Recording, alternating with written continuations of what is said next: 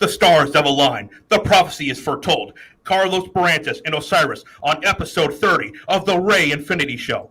And by the way, this is episode 30 because I had to work hard all week to make sure that I would get to episode 30 so I could have both you guys on. Like because literally it was supposed to happen last week, but because things happened, so we had to reschedule it. And so now I had to work this week to get to episode 30 instead. And I had to just grind out podcasts just so I could get to it. And so, all right, Osiris, can we start out with how do you affiliate? What is your political affiliation, man? What is good? I have a channel called Stuck in the Middle. It's hard to describe. I always say I'm somewhere in between Steve Bannon and Jimmy Dore. So I like to label myself a populist, and I respect people on the populist left and right. That's why I labeled myself Stuck in the Middle. You'd probably say I'm a little bit more right now than left on the populist side, but I love them all. All right. And Carlos, can you explain what your political affiliation is, please? Yeah, absolutely. Conservative, Republican. I would say due to the lack of knowledge that I have in politics, I didn't really know a whole lot. But based on my religious background, right, the conservative one represents the values that I hold near and dear. So that's where I'm at. Yeah. And also, I too consider myself to be a conservative. Like, I'm not religious, but I'm spiritual. So, like, I believe in God and then I believe in the Bible, but I wouldn't consider myself religious, though. Because, like, there are certain practices that, in my view, that religion takes a little too far. But that's just my view on there. All right. So, basically, like, how I wanted to start out this show is, like, the first one that I wanted to, like, talk about was socialism. Like, we'll say, because I want to save the Roe v. Wade thing for last, because that's going to be the main one. We're going to go deep into that. Like, yeah, and basically, like, the main reason I wanted to talk about socialism is because Osiris, like, was it last week when you did that collab with who are those people again on that channel? Yes, I was on with the populist left channel, Jen Perlman and Peter Hager. So we were talking about all kinds of populist left issues. Yeah. Yeah, and basically, like, I was actually commenting on in the comment section on that video, and like I was actually getting into arguments with them, their fans, because most of their fans, at least from how I take it, are more would you consider left or left leaning, I should say, and just got and the people there. What were their names again? I just forgot their names. Oh, that's right, Jen. It's Jen Perlman. Yeah. She actually ran for Congress in Florida previously. Yeah. Oh, that's interesting. But yeah, and also like I was making a lot of comments and they were reading them and like they were saying like I'm not looking at this context or looking at it from this way and like and you agreed with them on some things, you disagreed with them on other things when you're talking about socialism, but like I wanted to like go deeper into that. Like I want to get your perspective on that and maybe and I brought Carlos on because maybe he can add like another perspective to that so we can all like find some common ground here. Yeah, like yeah. Oh, you can go ahead. I can talk on the socialism. I mean, you can go very deep into socialism and you know, what is it really? But I actually look at it as socialism is a marketing tool to get people to celebrate dictatorship. If you're into full socialism, that's really what it is. It's a way to sell a dictatorship as a good thing. Historically, and Ray, you probably know better than me, I'm not aware of a large company that had a large country that had socialism that wasn't ran by a dictator. Yeah, one of the things that the left usually points out to in socialism, they talk about Sweden in a lot of ways because they say Sweden is a socialist country. Well, that's not true if you look at it. I mean, there was a time where they were considered more socialist. That was back in the 70s and 80s. But like things got so bad that even the socialists complained about it, and like they literally started to privatize everything. Like it started with the railroad industry, then it started with healthcare, education, and then it just went so on and so on. And like socialism, to me, like like the left today, they say capitalism is evil and racist and stuff like that, and that socialism is the way of the future, and that's where we need to go. Well, I don't think that's a good idea because like there has not been one single socialist country or economy or whatever you want to call it that has succeeded, and at least it's succeeded for a time where it's sustainable. Yeah. I'm sorry, you could go. No, you can go. One of you guys can. Yeah, as Sweden as the example, I think Bernie's used Sweden before. They do some redistribution of wealth, but they're not a socialist country by any means. They've fully embraced capitalism. I even agree with some socialists. I'm for universal basic income. Nobody has convinced me yet that it's a bad idea. Just to be clear, it would replace. We're already redistributing wealth with welfare to individuals and companies. I would take that away and say every citizen gets a check and that's it. But the reason I bring that up. That's a socialist idea. But you would never call me a socialist. I'm more libertarian. I agree with that. Carlos, do you mind chiming in? Yeah, as this is interesting because I don't favor socialism at all. I have a Cuban background. My mother's Cuba. She escaped communism, and realistically, communism uh, derived from socialism. My wife right now is Venezuelan, and we all know that Venezuela is a socialist country. And so the horrors that both my family members, or all of my family members from the Cuban side, have expressed and lived through, I would not want that for any country. And once you start to socialize a particular country and you give the government that type of power, there's really nothing to stop them from becoming a dictatorship. Yeah. Well, my view on socialism is I'm like I can't necessarily say that it's pure evil because you can't say exactly anything is pure evil because who knows? There's could for some even though it's never worked, there's never been a time where it has worked or it's never been proven evil. But you can have, in my view, you cannot have a capitalist element in a socialist society, but you can have some social elements in a capitalist society. Like we have some of them, obviously to some people you could say the military or the police force or even doctors and hospitals are social elements, which if you that in a lot of ways it is social elements, but it's not like a full-on social society. And adding again what you said to universal basic income, you said that we practically have a lot more other social elements like the welfare state. My view on the welfare state is it has benefits. I agree, if you're a veteran and you serve this country, and you should be allowed to, you should be paid, because you served the country, you defended it. So I think you should. Also, if you're an elder person, you cannot work, I think you should be entitled to have some money given to you. Or if you're got a severe disability, a severe mental illness. And I'm talking about a mental illness that's so severe that you cannot even work in society. That's how I view it. Now, simple mental illness, no. Because so many people have minor mental illnesses, but they can still work. But the vast majority of them do not have it. And I believe if you have something minor, then yes, I think you should be allowed to. Yep, you can go. Yeah, here's where I think that the reason why I like going on, there's certain people on the left who I respect. They're based in truth, even if we disagree. Yep. And that's why I like Jen Perlman going on to that show. What I see is I think we're talking through each other. The way that a lot of these younger generations people, they use socialism and communism, all they mean, they're kind of rebranding it as this cool thing, this cool version of populism. Yeah. They're rebranding it as socialism, how it's never existed in the history of the world. Yeah. And I think that's fine. I like libertarian ideas, and I don't think there's been any large country that's ever been full libertarian or a large body of land. So I think you can chase. They're chasing a utopia. Yeah. Mm-hmm. And, yeah. You can go, Yeah. Carlos. No, I was going to say that's correct, Osiris. I think they are chasing a utopia because on paper it sounds nice. Nobody's going to be poor, right? And who wouldn't want to end poverty, right?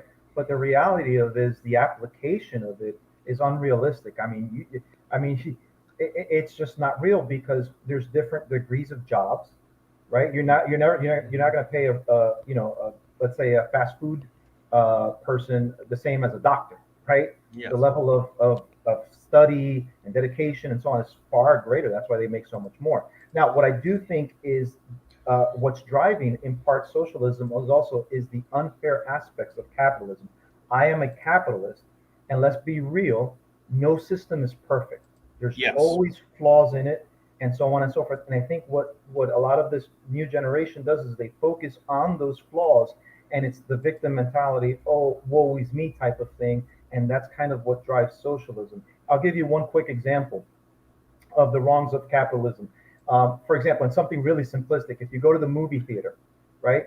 If you take a child, they pay a child fee, which is a smaller fee than an adult, right? But if you take a teenager is not an adult, yet they still pay an adult fee. And so some people look at that and goes, wow, that's really unfair. And you can apply that in an airplane, you can apply that at an amusement park, right? And so those types of unfair practices, and again, those are just a simple example, sometimes drives that, well, that's not fair and we should all be the same and we should all have the same amount and so on and so forth. Yeah. Yeah. And like, I actually agree with you on that because like when the leftists say that they will like take money from some people and just give it to the others, like when they usually go to the top 1%. But like, if you look at how socialism would function, there's no way they would just take from the top 1%. There's no way. They would take from people like us too to just give it to other people, like even people that are just below us. Because the three of us, I believe, are middle class citizens. So like, I do not believe like money from like us should go to even the lower class too. I don't think that because like if you're trying to make that, by that means you're trying to make someone better, like to try to be equal as you. Well, I believe that everyone should like be given an opportunity to do that, but they should not be like handed it like freely. But well, here's the dark side about socialism that nobody ever mentions. Socialism doesn't really impact the rich. Think about it this way: there's rich people right now in Cuba. There's rich people right now in Venezuela. They are untouched by the things that are going. Why? Because they work in unison with the corruption of the government. yes, And so the rich never get impacted the way that these people who support socialism think.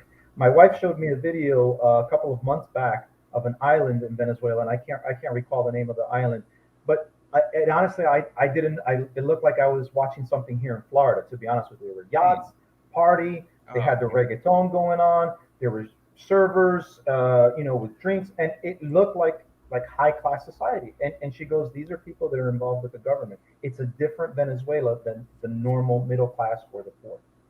yeah, Yeah, you know who chased the younger generation to socialism? It was Obama with the TARP bailout. oh yeah, He went ahead. Young people saw their family members get foreclosed on their homes, and Obama literally bailed out the banks. That's where we got in my opinion, the too big to fail concept was born. And then now we saw this again with the pandemic. We're seeing the haves and the have-nots, the essential workers, the and then people are just like, you know what? Capitalism sucks. If you say capitalism sucks, where are you going to go? yeah. Like libertarian. Well, the idea of libertarianism is very difficult because you have to educate yourself. The idea is you are in charge of everything. So if you don't know anything, then you're going to be like, whoa. But socialism's like, you have fun. Everybody makes the same, they sell you this dream that's, in my opinion, pretty much impossible to reach. And that's where all of our young people are now. They hate capitalism. And I have to agree. I have to agree with you with that Obama line because he did catch me for like about, I would say, 5 minutes with his "let's tax the rich."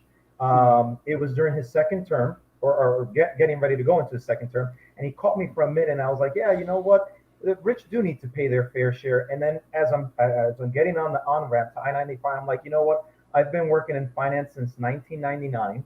I've worked in different departments throughout the industry. And I've never seen or been in a room where the rich people are okay with the numbers going down. They'll find a way to make those numbers go up. So if they lose, let's say $5 million because of taxes or whatever, there's two easy ways to make up for that. Either A, you increase the prices to the products and the services that you provide, or B, you lay off some people. Those are the two quickest ways to do that. Yeah, and this past year or so, we've been seeing a lot of people get laid off like a whole lot of people. Like even at my, well, not, I don't think at my job, but I know about friends who work at other places who've had like a lot of their friends and coworkers laid off just because like of the inflation situation. But it's multi-purpose because of the fact that if you raise taxes, let's say you're a company and you have the means to move, if it's astronomical, if it's going to cost you a lot in the long run, you're going to move to a place where the taxes are less, right? Yeah. I mean, that's just common sense. The other part of it is that when you tax the rich, let's say you guys yourselves, okay, if you guys are an owner of a property and you're renting it and your taxes go up, your property taxes go up, well, you're not going to pay for that out of your own pocket. You're going to raise the rent. That's just common sense, common math.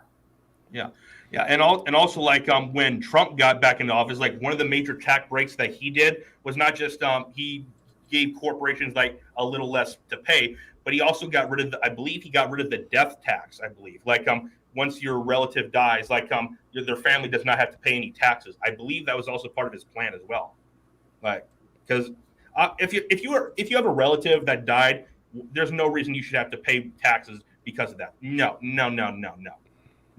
Yeah, like it's crazy. Even the most capitalist person would agree with that. Listen, I think we get taxed too much, and the amount of money that gets sent overseas is absolutely absurd. We have a lot of needs in this country. We have people, we have homeless, we have sick, we have orphans, we have veterans, we have etc. We need to everybody in our country, every U.S. citizen should be at 100% before we send any money anywhere. Yeah, and thank God we have Rand Paul who shut down that Ukraine stuff, that $40 billion to Ukraine. Now, yeah, before we get to that, I do want to say, I don't know, a lot of people who are into socialism or communism, they don't seem to understand economics well. Have you come across, like, maybe it's just me, anyone who is very knowledgeable, I'm not the most knowledgeable, but I'm knowledgeable enough, they're never socialist. No. Listen, the Democratic base as a whole is not socialist, right? No. Those are the left-wing jobs. And the reason we can tell that is two things. So in 2016, I don't agree with Bernie Sanders, but Bernie Sanders has been Bernie Sanders far back as he's been in politics, right? He hasn't changed. Yeah, completely agree. He was in a strong second place against Hillary Clinton. And what happened? They flipped the switch. Hillary Clinton got nominated, and they stole the election from him. Super delegates. Oh yeah. Same thing happens in 2020. He's actually in first place. Joe Biden is in second place prior to Super Tuesday, right? And all of these other people, they start to drop out all of a sudden. Even Pete Buttigieg, who was in a close third, and then here comes Super Tuesday, and Joe Biden is suddenly in first place, and he takes it on after. Why? Yeah. Because Democrats don't like socialism. The base of it does not like socialism. No, absolutely no. And also remember the embarrassment that Iowa, the Democratic Iowa primary was, and being from Iowa, that was embarrassing as hell. Yeah, that was. They have a weird way of doing it, but you mentioned Rand Paul though. Yeah. You mentioned Rand Paul. I can't ignore that because I was so hyped. But here's why I was hyped, though. Because stopping the bill doesn't really mean much. They're going to pass it. The beauty of it was he said, I'll do the bill. So they can't call him some Putin stooge. He was like, I'll do the bill, even though I don't think he really wanted to do the bill. He said, I'll do the bill. I have just one request. We track the money. And then they said, no.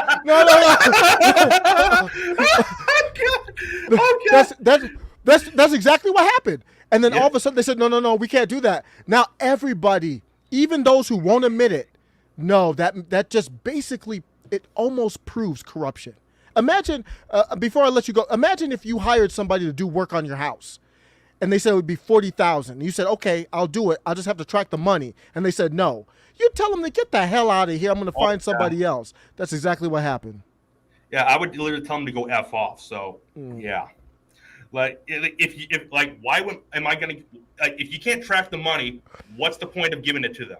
But listen, we know the Ukrainian government is corrupt, massively corrupt. We saw what they did with Hunter Biden, right? With Joe, right? And hey, and he was boasting about it, right? He said, hey, if you don't fire this guy, you ain't gonna get the aid, right? And so we know that they're massively corrupt. So this doesn't come as a surprise to us. Yeah, and especially with all the stuff that was found on the laptop. We'll just leave it at that. Here's what makes me sick. Here's what makes me sick is that it's bipartisan. It's both Democrats and Yep. Republicans that are signing up for this. $40 billion while we've got inflation through the roof, gas prices are sky high, and we got a baby formula shortage, which I'm directly impacted since I have a newborn. Yeah, tell us about that. How has that impacted you? Well, thankfully here in the state of Florida, I think production is down only 44% or something like that. So it's scarce. I've been able to find, and thankfully I posted it on my Facebook page, and I've had friends and family pick up boxes for me and give me links and also provide articles on substitutes in the event that we run out. Right now, I think we're good for the next 2 weeks, depending on how much my daughter drinks. Yeah. But Oh, but man. it's, I mean, dude, I've never seen this in 43 years of my life living in this country. Never. Insane. Yeah, it like just like looking at all these shortages at like these supermarkets because I have to go to one every day, pretty much every day, I should say. And like when you look at the shelves, how empty it is, and then I go back and look at the videos of like from Venezuela, like I saw these videos like there's nothing on the shelves. Like there's only one thing that's on the shelf. Well, I should say there's like one container of things. It's just one package of meat, and the meat, there's not much in there. And literally, people are just with their carts grabbing one, and like people were just fighting each other over them. Like literally, that's where we're coming to right now. Listen, and this goes back to, and this is something that I've had this view since I was a teenager. So it's not all of a sudden that Trump or whatever the case may be. This has been my thing since a teenager. Why are we outsourcing jobs? Because I always thought to myself, every job that we outsource, that means one of my fellow Americans loses a job or doesn't have one. Oh yeah. And you know who used to support that was Bernie Sanders. He would in 2016, Bernie would have supported that statement. Now he does not. Now he's for open borders. Yeah, well, I don't think he really has much of a choice, but he has to go along with them. Like that, Yeah. if he didn't, he would end up like Joe Manchin and Kirsten Sinema. Listen, I'm old enough to remember when Bill Clinton gave one of the State of the Union addresses, and he said illegal immigration hurts America and hurts Americans. Both sides of the aisle stood up and clapped. I remember that. I think I was about 14 years old. Yeah, I actually saw that video earlier today. I saw that video today. Yeah, that changed after Obama's second term. Oh yeah. Yeah, with the baby formula, Joe Biden is getting left off. He's getting off the hook here, left off the hook for it. This has been going on for months. Yeah. He was acting. He made a comment something like, "I'm not a mind reader" or something like that. Did you hear that? Yes. That's not. Yeah. Yeah, there were articles written about the decrease in baby formula supply in January. Correct. And I haven't heard them talk about it since recently. So it's just another thing where it makes me wonder, because they're monitoring us on YouTube and they're monitoring parents at school board meetings. The FDA was involved in this, so something is fishy. This is not incompetence to me. Yeah, not only that, but one of the GOP lawmakers, I saw a video, her name escapes me, but she was sent images from Border Patrol showing that, hey, they've got plenty of formula down there. Yeah. For all they the sent pellets that are coming in. No, they sent a shit ton of trucks just down there to Texas. Crazy. Think about that, and it's exactly what this administration is looking like, and we knew it. I mean, it's not a surprise if you were paying attention politically. It's America last. Yeah, like obviously when Trump came in, he says we're going to start returning power back to the people. Like at that time, I was blue pilled. Like I've told Osiris this before. I don't think I've told you that before, Carlos. But I was blue pilled beforehand. And it wasn't until 2020 and 2021 when I got red pilled. And and when that happened, and I saw us, the people, we're starting to lose power. All this is going up to all these corporations in China. Like, okay, I'm starting to see your corruption now. Like, you clearly have some bias going on. Like, someone is pulling the strings right here. Oh yeah, same here. Yeah. Carlos, I believe you told me when I had you on last time that you've always been a conservative because that's how your parents raised you. From an ideology standpoint, yes. If you look at the demographics, most Hispanics from Latin, South America specifically, have conservative and traditional values. So, from an ideological standpoint, yes. However, I grew up with the notion that Republicans are racist and they're only for white people, and Democrats are for minorities only. And so I have to, by default, be a Democrat. I was too young, too ignorant to get involved into politics. I didn't get involved until after I became a Christian from an atheist. And so when I started to look at what side represents what, based on my views, I said I can't be a Democrat. Therefore, certain things that I don't agree with. So how can I say that I'm a Democrat? So by default, I became a Republican. And and my red pill moment took the entire of 2020 and until January 6th. As 2020 was going on, because going into it I was a liberal, and I started actually doing some more research, because I'll be honest, as a liberal, I didn't do a whole lot of research. I'll fully admit that. Yeah. And then I started to watch a bunch of these podcast hosts. I've told you both who a lot of them were already, but that aside. And I started getting introduced to a lot of these people, not just conservatives people, but other libertarian people. Someone like Brett Weinstein, who is a libertarian, or Jordan Peterson, who is a conservative. And I started to look at their ideology and I don't think my ideology right here is consistent in any ways. And then when January 6th came around, I saw how the media was misrepresenting this, saying it was a bunch of Trump supporters attacking the Capitol, when we know that, and then we know that Trump did not incite this riot.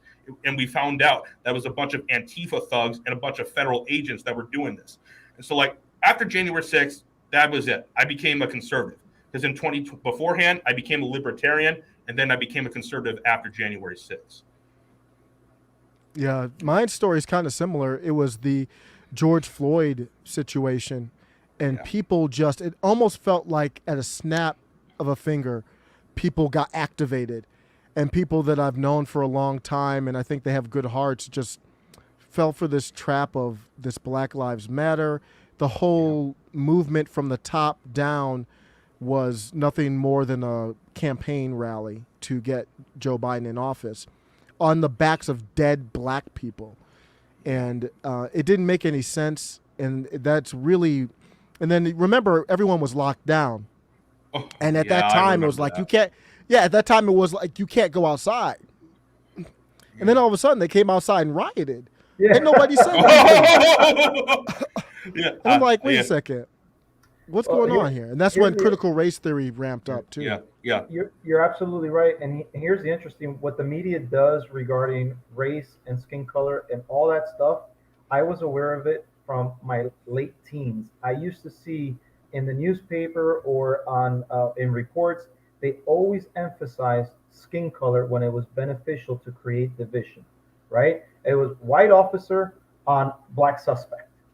You never heard the Latino, Hispanic, you never heard of a black cop on anybody else. Even if it was black on Hispanic or Hispanic on black, it was only white on black. And I said, wow, that's pretty divisive. And I even tested that out with my kids when they were pretty young. I said, guys, what do you guys think about this? If I say white man shoots black guy, what do you guys think? They go, racist. Okay. Oh yeah. What if I go officer shoots criminal suspect? Law justice. Yeah. And so and so it was really interesting, and I've seen that since I was like I said, a teenager, and it's just further emphasized as the time has progressed.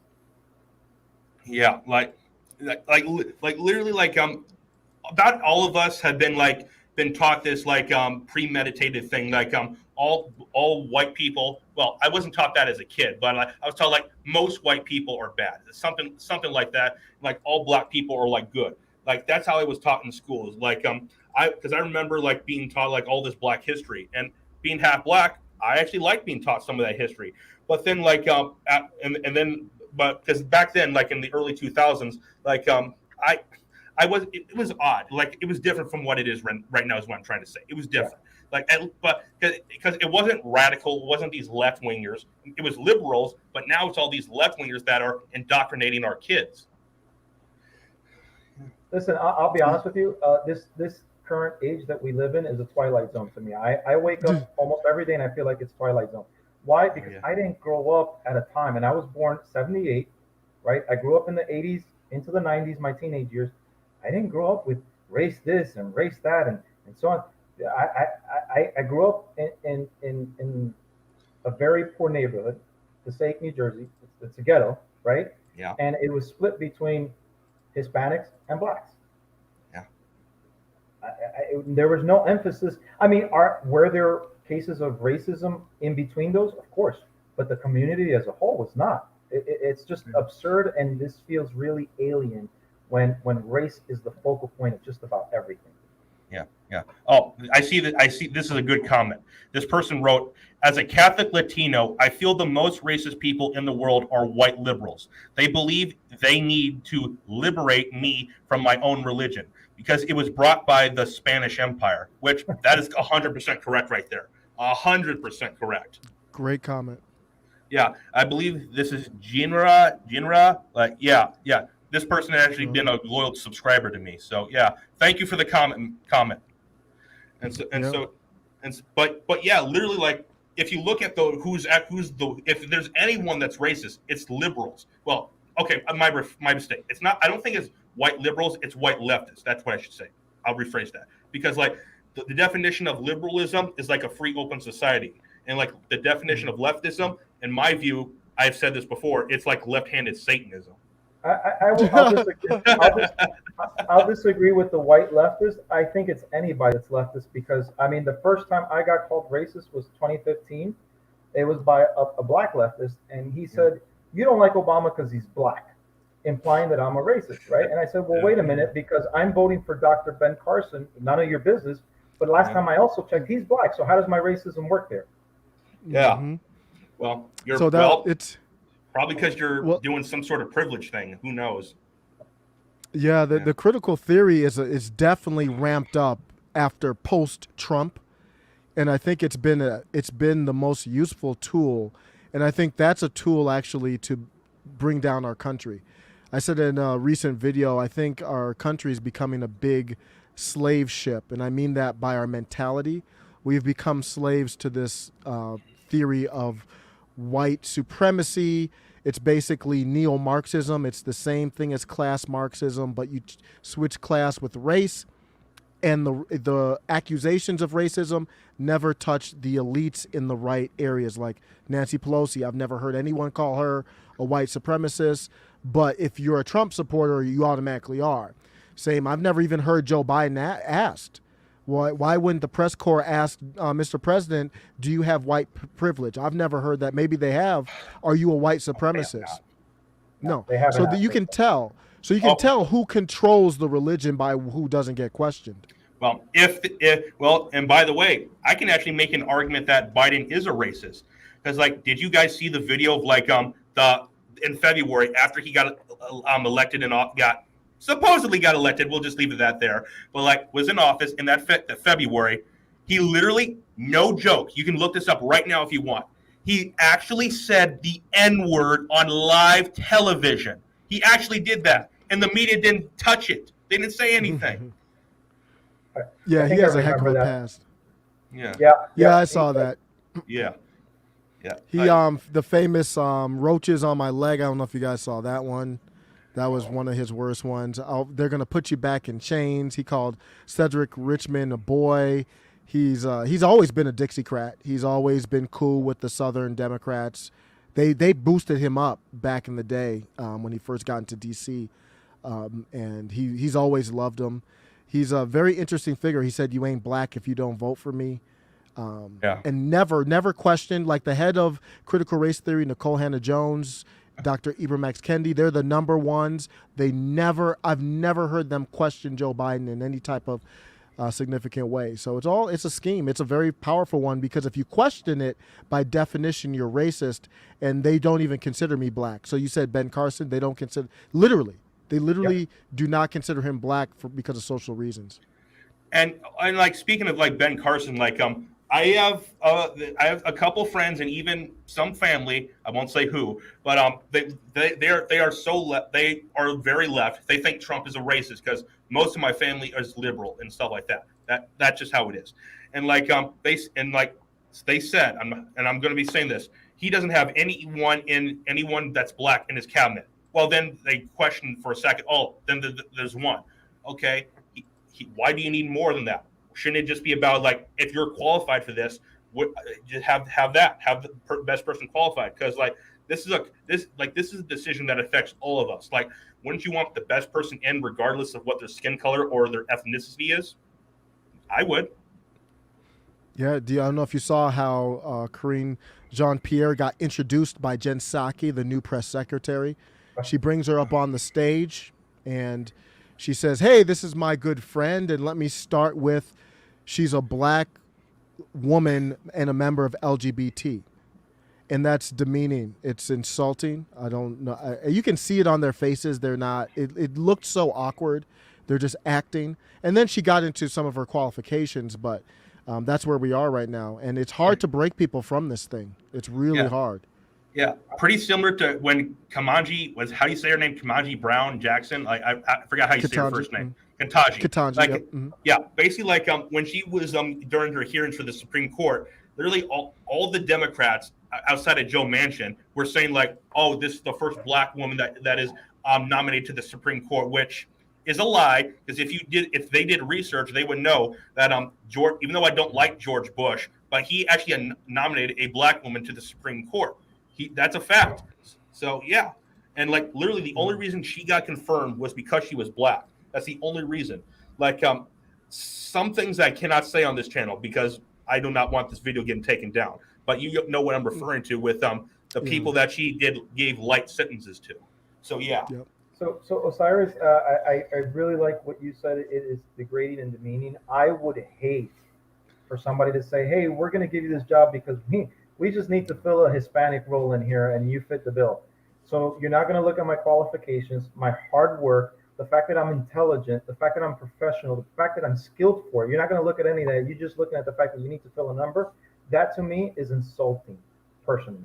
Yeah, and it should be. And what it is there's this kind of ties into the ESG. I don't know if you guys are familiar with it, the environmental social governance. It's basically a social credit score for businesses.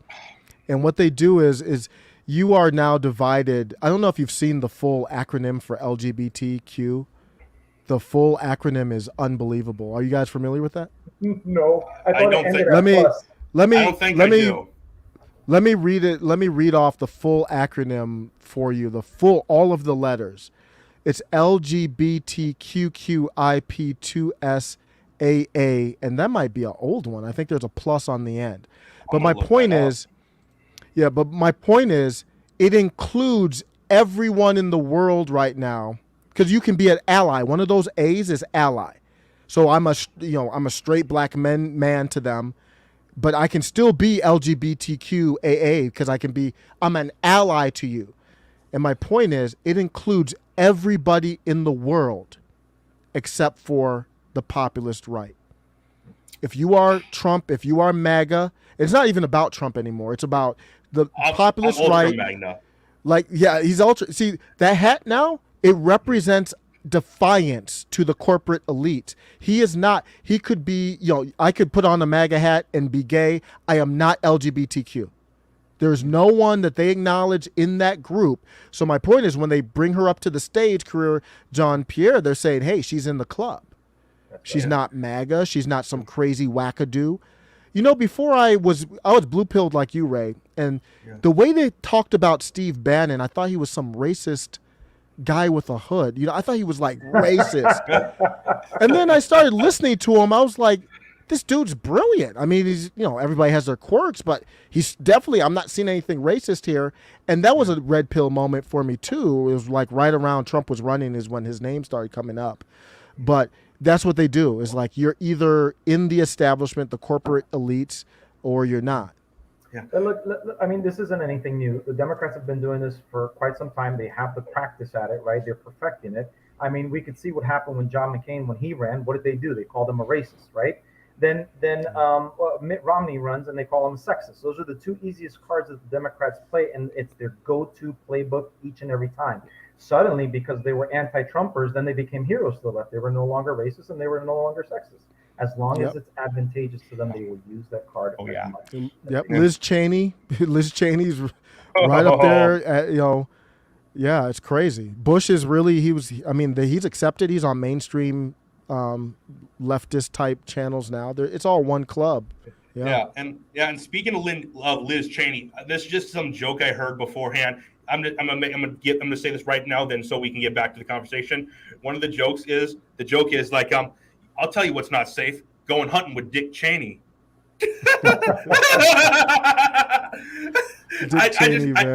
I just had to say that because that was too funny. Yeah. Every time I see Liz Cheney, she looks so much like I guess she does. Her mannerisms remind me of her dad. That's why I always think of Dick Cheney when I see her. Oh, she's on the January 6th commission. I believe she is. Yeah, she is. Yeah. So that's in order to make it seem bipartisan. Yeah, it's ridiculous. Yeah. Like if she is like probably the main rhino. I would say she's even more of a rhino than Mitt Romney is. Yeah. Oh yeah. You can definitely make an argument for that one. Because at least Mitt Romney didn't vote to end the filibuster. At least you got to admit that part. That's the only thing I'll give him. Oh yeah, she's way worse than Mitt. She's being used as a weapon, but thankfully, I think her time is going to be winding down. And plus, she's in Wyoming, and Wyoming is the most red state in the entire country. Yeah. So that the J6 committee is illegitimate. McCarthy, who he had Jim Jordan and others that he was going to put on there, and typically with the committees, you have to put on whoever the minority leader wants on them, and Nancy Pelosi said no. It should be illegitimate. And for Congress, a committee in Congress should only be doing legislation, period. Yeah. So any type of hearing committee should be for laws. I don't want them to do any new laws. They're already messing stuff up, but obviously this isn't about making law. Listen, to be quite frank, a lot of problems are not going to get solved because Congress has way too much power. We need congressional reform. We need term limits. These people should not make more than the average of their constituents. Yeah. These guys are giving themselves raises left and right, and it's not right. Yeah. Meanwhile, their constituents are struggling. The other thing is they like to play politics when it comes to like government shutdown. And so what they do is they force people's hand to approve these ridiculous bills. They need to be split between domestic and international. We want to see what's going where. Yeah. These people should also not be allowed. They should not be allowed to be doing stock exchange. And you go into public office, you got to stop all that stuff. Your salary, and that's it. There's a bunch of things that we need to actually have fixes because these people have way too much power. And term limits is a start. Yeah, and back to like the January 6th committee, like before it was created, like the House voted to approve a committee, then it got shut down in the Senate because of the filibuster. But then all of a sudden, the House just started this independent commission. So what was the point of putting it through the Senate then? You're wasting tax dollars because like all these bills like that when they get passed, they use tax dollars to start funding all of this stuff. So yeah. Oh yeah. Of course they do. Government spending is the thing. Listen, when we talk about like inflation and this and the economy and that, and hey, we need more tax. Listen, they're spending money like it's water, and it's not their money, it's our money, right? And so instead of doing all these different things that really don't work, what we really should be talking about is less government spending. These folks are not balancing the budget. What job do you know where you can spend more than what you make and still keep it? I don't know any. Yeah, like it makes you wonder where all this money comes from because like because literally it gets printed out from the Federal Reserve and like all these elites in like Hollywood and like at the very top people as well, they're actually the ones that control the Federal Reserve and they say, oh, print this amount of money because literally it's not these politicians that are deciding to print this because like it's these high people in these high positions and also these lobbyists too that are deciding, hey, You print money, you do what we say, end of story. That's literally what happens. Yeah, I don't know if you saw the story that the House, they're going to give the representatives free Peloton memberships paid by taxpayers, up to $120,000 a month. These are millionaires. 120,000? Yeah, it's 10,000 up front, $10 per person. So there's going to be a max of 120,000. No, not per person, for all of them. But as you said, going through inflation, you already know, you only know you have baby formula for 2 weeks, and they're in the house they're millionaires. Most of them are millionaires. Their salary is well off enough for them to afford Peloton if they want, but they're taking our taxpayer money and they're just laughing at us with it. Absolutely. I'm sure that if Nancy Pelosi had a newborn in her house, she'd show us the expensive fridge full of baby formula like she did with the ice cream. Yeah, like I believe each pint of that ice cream was like $15 or $25 each. I believe that's what it was. Wow. Hey, where you getting that ice cream? Because I want some. Yeah, she flipped. That's nothing for her, man. Her and Paul is a beast with the stock.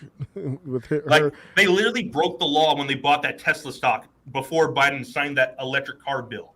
That was illegal. Who's gonna? There's always laws for the Democrats and there's laws for everybody else.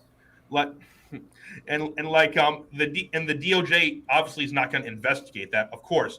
But literally, they're trying to push the DOJ to investigate Trump for January 6th. But I know. And like literally, he did not incite that.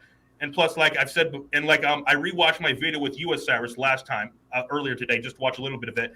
And I told you that basically, like, about the Manhattan thing with Trump. Like, they literally shut the investigation down because they didn't have any evidence on it. Yep. Yeah. Oh yeah. Yeah, they're trying. Yeah. Well, the ultimate end game is, you saw what they tried to do with Madison Cawthorn and then Marjorie Taylor Greene. It's not done yet. They're going to keep on trying. They're sucking up the resources because Marjorie Taylor Greene, Trump are huge figures in the populist right.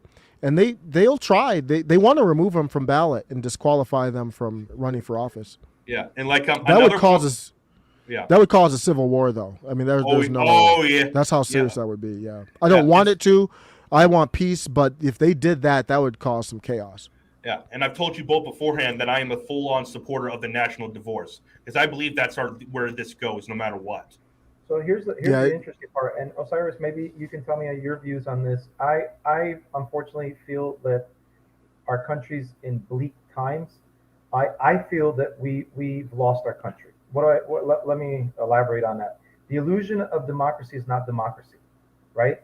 And we had Trump in office for 4 years, and not one single prominent Democrat was investigated or held accountable. And yet, how many times was a Republican president was investigated multiple times, and he was actually impeached, right? And so we have all of these things happening. The DOJ, the FBI, the CIA are all in the pockets of the Democrats. So how do we get out of this slump? We don't have power even when we have power. Yeah, I think there are a select few. Marjorie Taylor Greene, I don't know how closely you follow her, but yeah, I do. She's a special politician, I think. She has the uncanny or the unusual combination of being a great marketer, being able to trend, but then also having good substance as far as policy. She wants to limit government. She wants to cut government spending. She doesn't want to do it in a way that hurts people.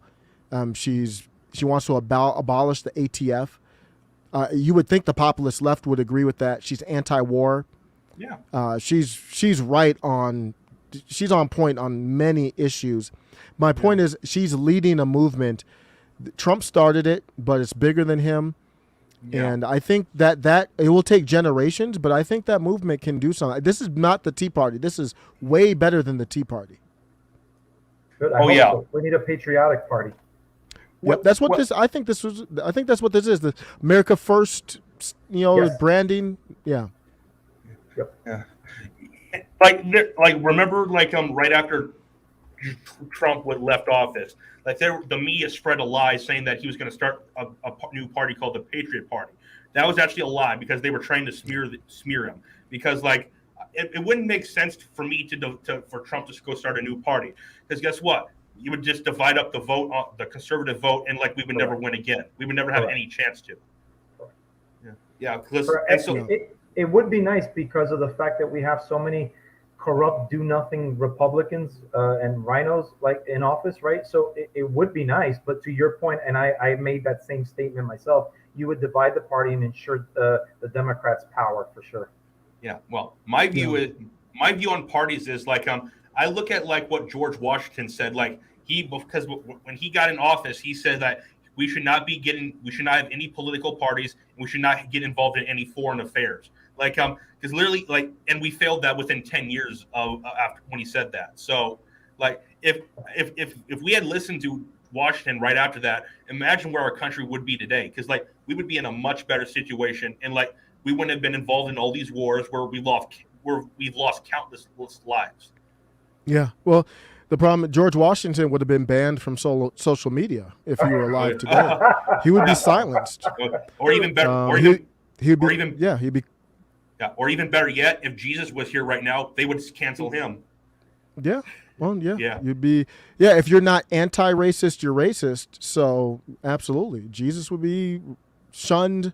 A lot of people would be. But here's what I think. Ultimately, for us to win, though, I think we do have to build a bridge with those that we disagree with on certain things, like the Jen Perlmans that I talked about. And actually, I want to go back through that interview. There's a lot more that we agree on than we don't. I think we just didn't focus on it. But I think we've got to build with non-corporate. There's people on the left. I care more. Are you corporate or non-corporate? Like, are you tied into the big pharma or the military industrial complex or whoever else, whatever interest, or are you just truly like a person for the people? I think once we get the corporate stuff out of there in DC, even though we disagree, people can figure it out. Yeah. Business should not be involved in government. I do not believe that. Because like if you look in China right now, like a lot of corporations, they pay 0% corporate tax. But here's the thing: they're involved in the government heavily. Like, literally, they follow everything the government does. Like, literally, like they cannot release any product without the government's approval. Literally, like, I don't want that happening over here because what if that starts happening? Then what else are they going to limit for us? What else? Yep. Well, that's a dictatorship. That's not a free market, right? Yeah. Like I said earlier, like social elements can exist in a capitalist society, but capitalist elements cannot exist in a socialist society. Like it just doesn't work because they're two very different areas. Here's the bottom line: you could cut through all the excuses and the way that they muddy the water. Yeah. If socialism is so good, why aren't these people moving to socialist countries? Oh yeah, great point. Yes. I don't see anybody dying to get into Venezuela, but I do see people dying to get into the United States. Yeah, yeah. Or like in the last time I had you on, Carlos, you said that you said that you would pay for to send for someone's plane ticket to Venezuela. Yeah. Like you said that the only way you would do it is like they would have to agree, they would have to stay there and never come back. And you said you had no takers. Yes, I had a bunch of socialists, on my page and talking about how good I said. So I proposed something. I said, okay, you guys love socialism. I got a proposal. I'll pay for your one-way flight, fully paid for, to the country that you choose, socialist country that you choose, on the condition that you give up your U.S. citizenship and do not return. I had 0 takers. I love that, man. I love that. And I was dead serious about it too. Yeah. Yeah, and because a plane ticket to Venezuela was like what, $500, I believe. I don't know. Well, you're in Florida, so who knows what it is? I don't know. You can't fly directly to Venezuela. You have to do a connect flight. So I don't know what the cost is, but I was willing to pay for whatever. And probably the plane ride would be pretty shitty too, because it would just be rocking all over, like in the air and stuff like that. So that tells you all you need to know about a socialist country. Listen, it's just the hypocrisy that I wanted to bring out of these people, right? Like for instance, with the illegal immigration, right? They want open borders, but none of them have taken anybody in their own home. How many illegal immigrants do you guys take in? None. I would never. So it's utter hypocrisy. And like, I like the fact that they're letting like the immigrants in, and they're not allowing them to come into their homes. But here's the funny thing. They're sending them all to red states. Literally, like once they come in through Texas or Arizona or New Mexico, they're not shipping them to blue states like California or New York. They're shipping them to red states like Florida, Tennessee, Georgia, North Carolina. I could go on. And like, there's a reason they're trying to do that, and the fact that they're actually trying to make it legal for them to vote. It's not a conspiracy theory.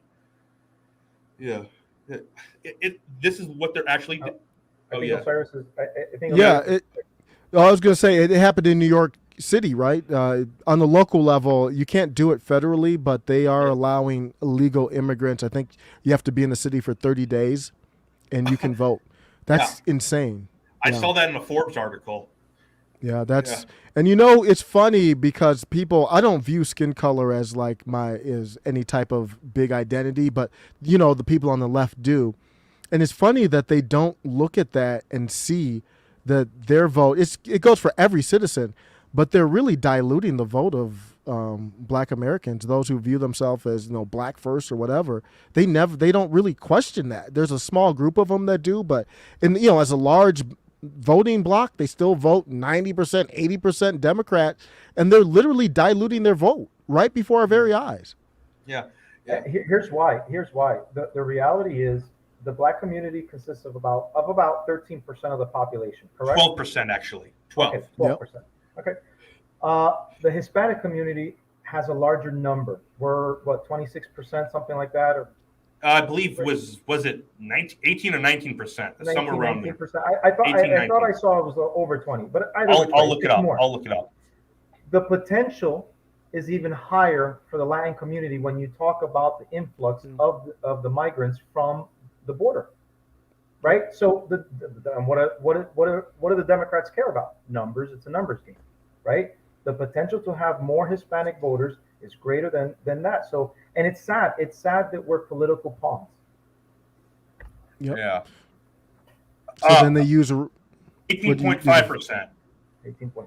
Okay. Yeah. Yep. And here's the funny thing: like back in I believe it was in the 50s, whites made up about 86% of the population. Native Americans made up about 1%.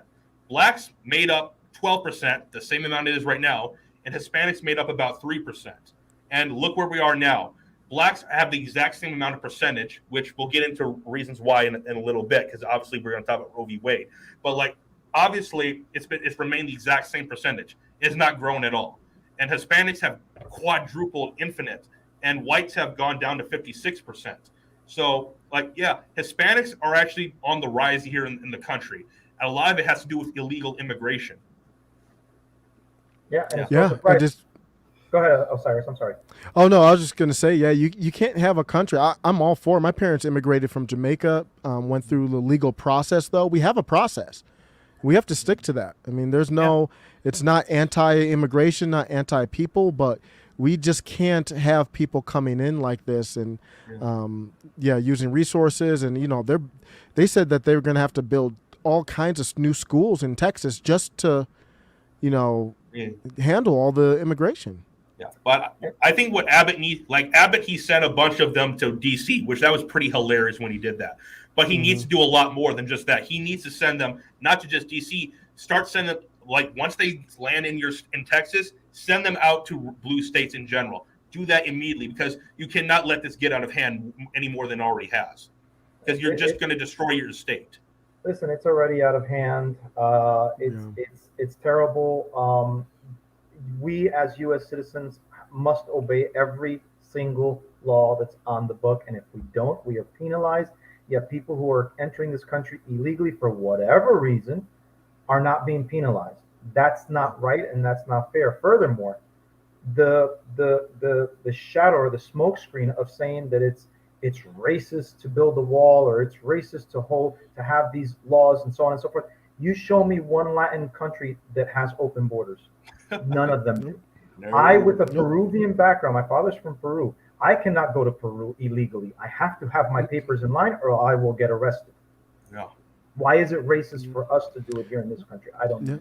It's the benevolence of America. We're the nicest, one of the nicest, most welcoming. and people can focus on the faults all they want, but when you look at the way our country operates and people coming over in the border, and we even people on the right, I think have their hearts out for those the people coming through. Yeah. That's the only reason it happens, because America is it's a great country. Yeah, there are actually some people, Democrats, that actually they genuinely want to be compassionate. That's a fact. There are, but not like these leftists. What these Democrats that are being compassionate about, I think they're confused about a lot of things. I think they're in denial about it, because what they try to make it look like is that all these people they're desperately trying to protect their kids and run to get to a better place. Okay. It's actually, if you look at like Mexico, for instance, it's much easier to go to I believe, what is it called, a station or something like that, to where you can be processed so that you can legally come here to the U.S. I forgot what it's called, but that's basically what it is. It's much easier. So but here's the reality, and yeah, I mean, and again, you feel for people who are coming over. They're coming from poverty, extreme poverty, right? If poverty is here in other countries, it's like below the line, right, of what is good. And so I understand why people come here, but to Osiris's point, there's a process, right? Yes. We cannot have open borders, number one, because we don't know who's coming. Let's just say 50% of the people that are coming honestly want to just better their lives. That's great. What about the other 50%? What if they're sexual predators and deviants and human traffickers and so on and so forth? We can't have those people mixing in. And here's the key point. Those people are not going to move into middle and upper class neighborhoods. They're going to go move into the lower class neighborhoods where minorities are, and whatever crimes they committed back in their own countries, they're going to commit them right there and affect minorities as well. Yeah, because once people commit crimes, they're going to most likely do it again. Most likely will. Of course. and we're not talking about petty crime, right? When we're talking about rape and human trafficking and drug dealing and all that stuff, those are serious crimes. Yeah. Yeah, I think I think this, along with critical race theory, is also China. China's involved in a way with the drug fentanyl coming through. Yeah. And from what I've read, is that a lot of it is coming from China. China's trying to destroy us. Yeah. Period. They're trying to destroy this country. And China owns a bunch of land on the Texas-Mexico border too, which there's no reason that another country should own land in our country. No. Can we own land in China? No, we can't. What do you think is going to happen if one of us, if any of the three of us went to China and tried to buy land? What do you think is going to happen to us? For real, what do you think is going to happen to us? None of the three of us could go there actually, because I'm half black. That's some common sense policy right there. Mm-hmm. None of us. No, China. If we can't own land in China, they shouldn't be able to own land in here. Yeah, and especially it's bad for the three of us, because I'm half black, Osiris, you're black, and Carlos, you're Hispanic. And China is extremely racist to people like us. They don't play. Racist. Yeah, they don't play. There's not like this racism here where somebody said something you don't like and they're racist. No, we're talking about racist. Not everybody. I'm not going to blanket everyone, but we've seen it. And you'll be taken off to some concentration camp. Oh, yeah. My son the other day said, "Dad, are we going to ever visit China?" And I actually would. Well, actually, growing up, I always wanted to go to China, and I told him, I was like, "Son, every country is not as liberty focused as America. I've said some things about China that's critical of their government, and I could never go there because of that. Just because of that." No, I wouldn't mind going to Taiwan, but according to John Cena, it's not a country. So that shows you there. He sounded like a hostage victim when he had to do that apology. Yeah, and he spoke in 100% fluid Mandarin. Yeah, that was crazy. That was disturbing. That was a moment. I know that was disturbing. That was a moment. And this shows how much China owns Hollywood, because China, they are the ones who own Hollywood. We change our films for them, but they don't change. They don't change their films for us. China has a bunch of these propaganda films, one of them's called Wolf Warrior, and the other's called Wolf Warrior 2. And some of our actors, like Frank Grillo, is in them. And basically, and Wolf Warrior, I believe it was 2.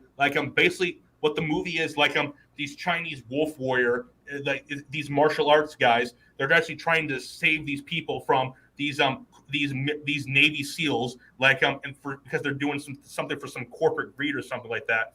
And in the fight, this Chinese wolf warrior is fighting this Navy SEAL, and he's kicking his ass, and he's doing all these impossible stunts, and the reason that this is going on is because these Navy SEALs are holding some people hostage, and and these wolf warriors are trying to free these people from these Navy SEALs for the glory or something like that. Literally, you can look this up, and none of these stunts look even real. Yeah, I believe it. I talked about how their schools over there, their videos. I'm seeing videos out of there. I saw a video where there's a bunch of kindergartners, and they're dribbling a basketball. Have you seen that video? It's a school. It's a young school. It's in China, and what they're doing is teaching them teamwork and coordination. So they're dribbling basketballs and passing them along like they've been practicing this. I have another video where they're rattling off the military equipment of Ukraine and Russia. Like they're saying Ukraine has 77 tanks and Russia has. I'm like, what is? And when I looked at our schools, our children don't even know what gender. They don't even know how to have that conversation.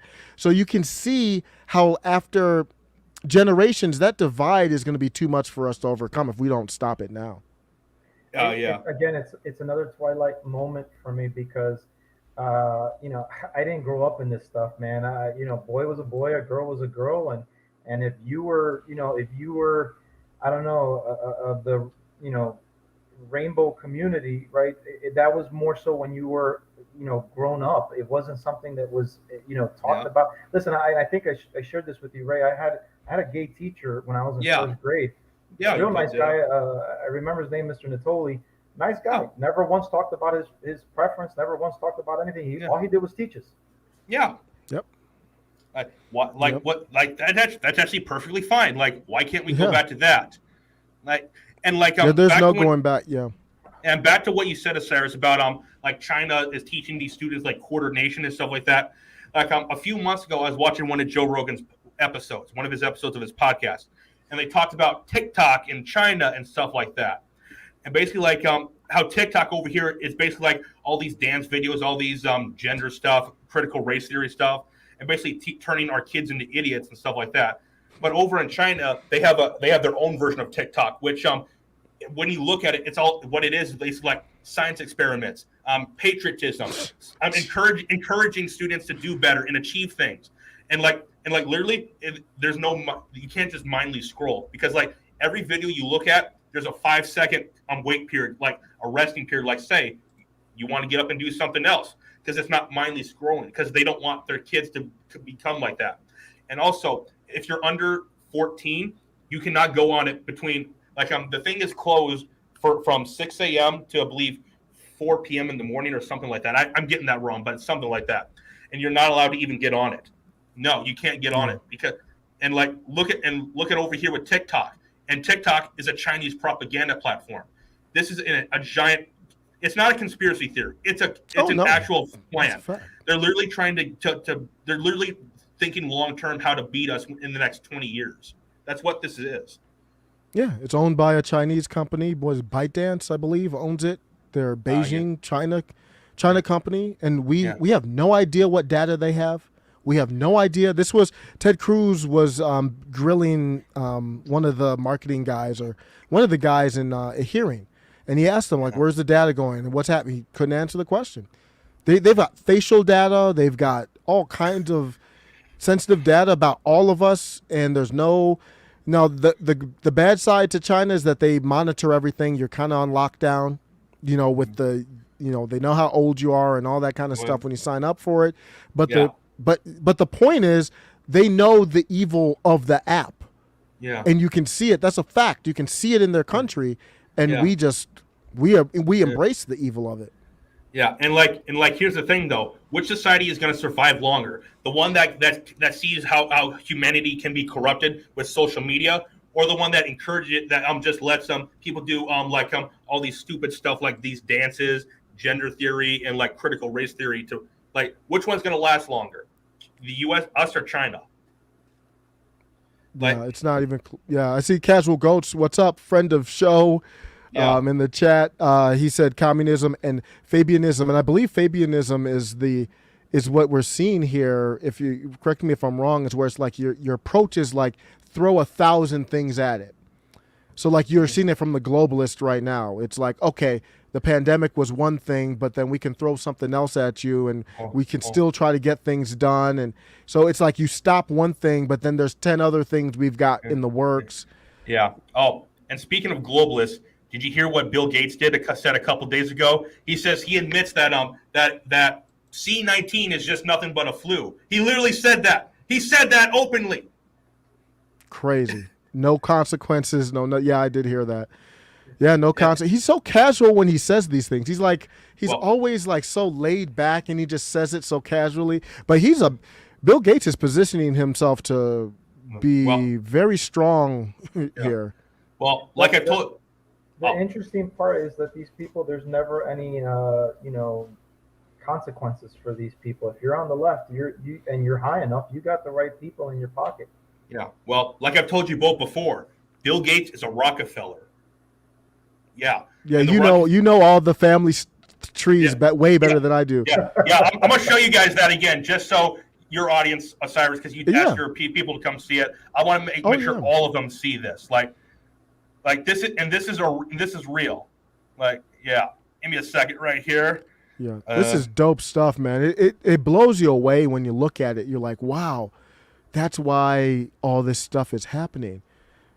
Yeah, these are the families right here. Wow. Like I've talked about Rockefellers like Bill Gates, and then which are the second most powerful of the families. Then down here you got the Rothschilds, which are the most powerful of the families, and Klaus Schwab, the head of the World Economic Forum, is a Rothschild. And also Bill Clinton, he is a Russell right here. I look because I did research on his heritage. This is crazy, man. And then down here you got the Kennedys, so JFK. And like I told you, Osiris, beforehand, because JFK, he was one of the elites back. He was one. Him and his entire family were. Yeah. Yeah. And I think. But I love you wearing the MAGA hat, and what I've been trying to, I'm kind of taking it a little bit because I see the elitists here, and we talked about this, I think, Ray, but there's so many people that outnumber, like there's so few elite and so many people. Like if you were an alien and you came to this planet, you're like, dang, it's like a handful of the 1% is ruling everyone. Well, the thing about aliens, I think that entire thing is horse shit. I think the gray stuff, the grays, like you see them, I think that entire thing is horse shit. Clearly if the government was truly hiding something, why are they allowing Hollywood to make all these alien movies? Or why are they allowing all these books about aliens to be made? Or Bob Lazar, who says he worked on alien spacecrafts, and he comes out and talks about it. If he was actually real, why hasn't he disappeared or something like that? Because if you're actually going to be going out there talking about some high up stuff that you're not supposed to be talking about, you're going to disappear. You're going to suffer the consequences. Yeah. I think if you make too many people disappear, though, it becomes obvious at that point. Well, yep. Well, and plus, I've done this in one of my streams beforehand, but I don't think either of you watched the previous streams where I've talked about what I think the aliens are. Give me 1 second right here. Aleister Crowley, Book of the Lie. I'm trying to find it because where is it? Aleister Crowley, demon image. Right here. This is it. This is it right here. I've done my research. Whoa. That's not the real bit. That's not it right there. Right. I'm trying to find. This is that image right here. What? No, I'm not gonna. No, you guys can't see that well. I'm trying. That's a goofy. I can see it. It's pretty good. That's a goofy looking. I'll just go to this because it's pretty. It's more obvious. Mm-hmm. Okay. No. I'm so sorry, guys. This thing's messed up. I'll just go with this one. It's more obvious. Yeah. Okay. Mm-hmm. Basically, if you guys don't know who Aleister Crowley is, he was a Luciferian, and he was also part of the Committee of 300, that I told you about with the Illuminati and stuff like that. And back in 1917, he wrote a book, which I advise you not to read the book unless if you do, just go read it slowly, because I think that book can actually corrupt you, because like there's a whole lot of dark shit in that. Like, okay, I'll just get to the point then. And the book came out in 1917, and he described in the book that he conjured up a demon, and basically like he conjured it up, and basically like he actually had someone write out a drawing of what the demon looked like, and this was the drawing right here. And this was in 1917, about 30 years before the Betty and Barney Hill story. And if you just look at this without me telling you that this is from 1917, you would say, "Holy shit, that looks just like an alien, a gray alien. That looks just like it." Like, I think that that stuff is demon stuff. Actually, I believe that's what it is. Wow. I'm not very knowledgeable in that. I just saw a headline though that McDonald's was doing like tarot cards. Did you see that? I didn't. I'm gonna look. McDonald's. Yeah, search McDonald's tarot cards. They're doing some type of like, and not just McDonald's. I think it's like Taco Bell and others. It's just weird because that's kind of getting into a little bit of witchcraft, the occult. Okay, I'm not a no, you can do see if that works. I don't know if that one, that second one there. Right here. All right, let's read this.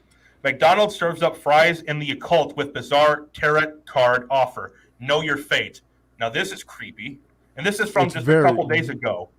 All right, for anyone wondering just how pervasive occult practices are becoming in mainstream culture, look no further than McDonald's most recent marketing ploy, which involved, among meal deals, the chance to win tarot cards readings.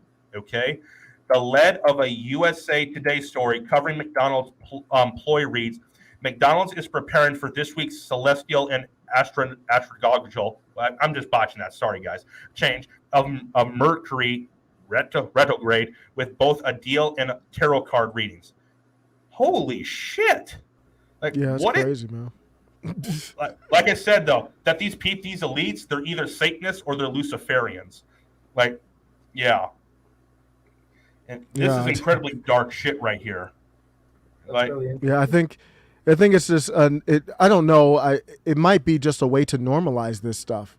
You know, we've been talking about the attack on regular people, and it includes religion. And you can't believe in that kind of stuff and God. So you've got to kind of separate people from God. A lot of people go to church. That's where they get community. When you get community, then you kind of shield people from these other ideas. And just like the pandemic, they closed the churches. Yeah. And like the fact that these elites, they're either Satanists or Luciferians, and they're trying to push atheism on the rest of us, which and the theory of evolution on us, which I'm going to be honest, I think evolution is full of crap. Because Darwin, he was a crook. And like he was also part of the Committee of 300 as well, if you didn't know that. No. Like he was a crook. Like his theories were actually full of shit. It literally was. Like, yeah.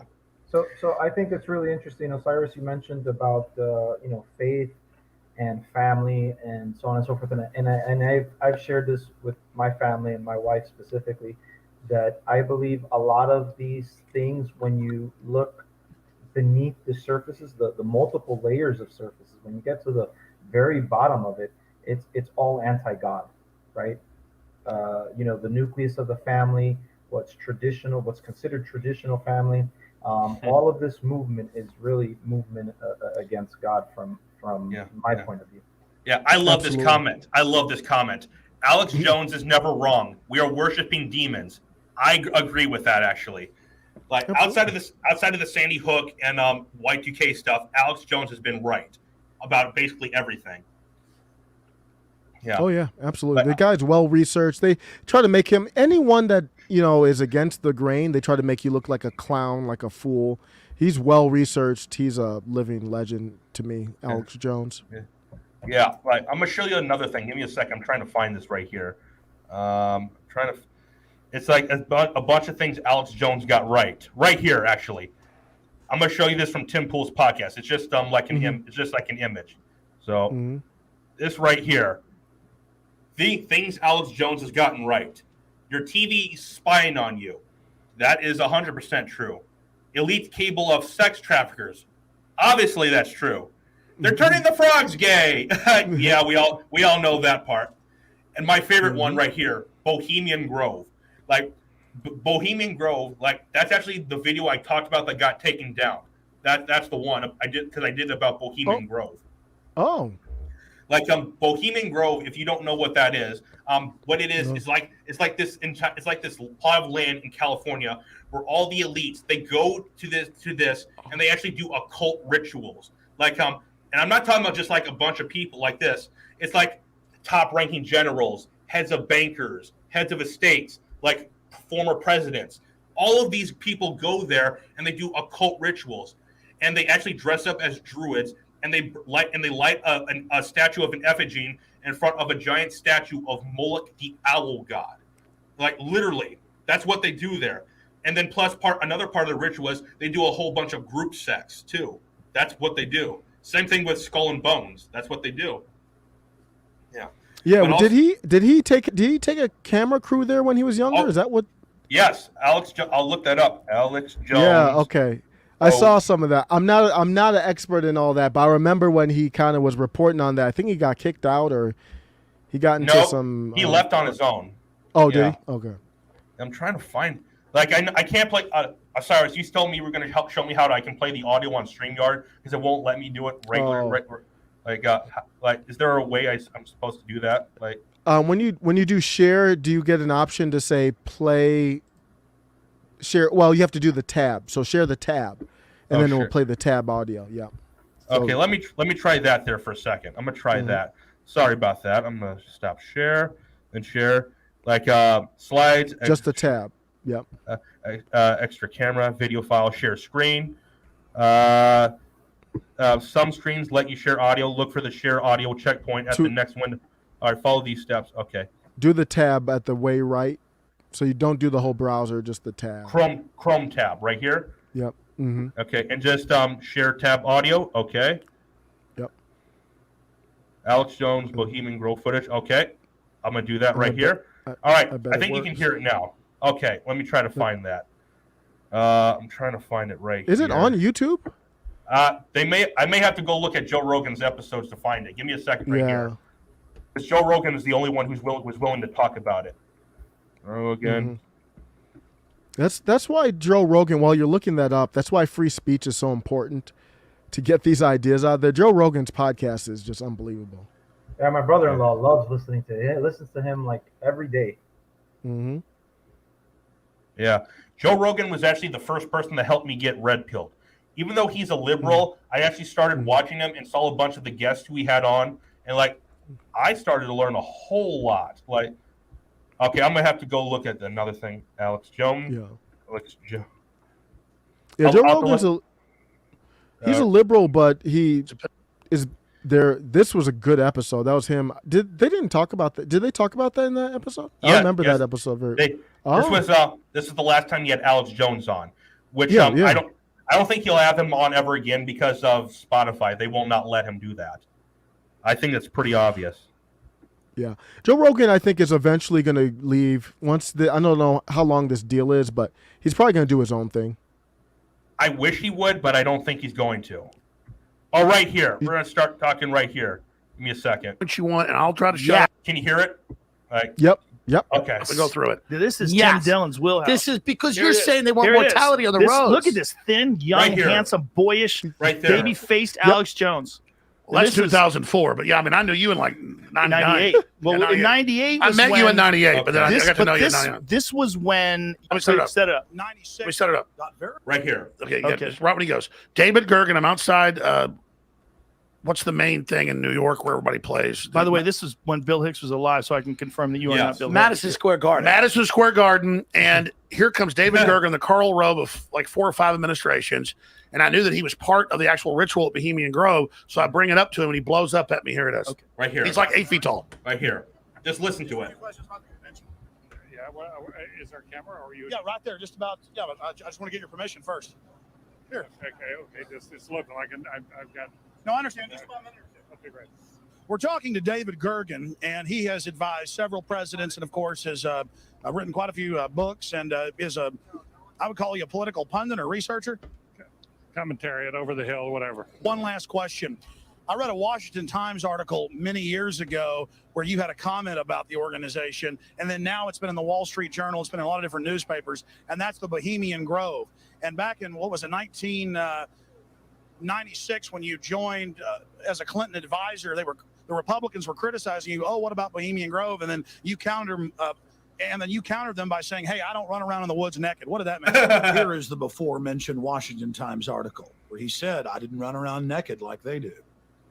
I don't know what quote you're referring to. I'm not aware of any quote like that. Yeah. Listen, I am a happy member of the Bohemian Grove. I like the folks who come What's he there, trying to say? And it's really inappropriate for me to talk about the group beyond that. Thank you. Have you been there for the ceremony with the cremation of care? Frankly, I don't think that's something I need to talk to you about. This right here. Now, what we're watching for people that are just listening is a bunch of people wearing robes that are burning an effigy in front of a giant statue of Moloch, the owl god. And it's the effigy of a child. Well, I don't know what it's what it is. I think it's the effigy of a child. It looks like I believe it is. grown woman to me. He's real mad right here. And, Yeah. Okay, watch this. Frankly, I don't. Back it up that's 5 something seconds. We I need missed to it. talk to you about. I said you take part in the ritual. Back it up 5 seconds. I'm Alex Yeah. Jones, That's something. cremation of care. Frankly, I don't think that's something I need to talk to you about. Yeah. Really? That's right.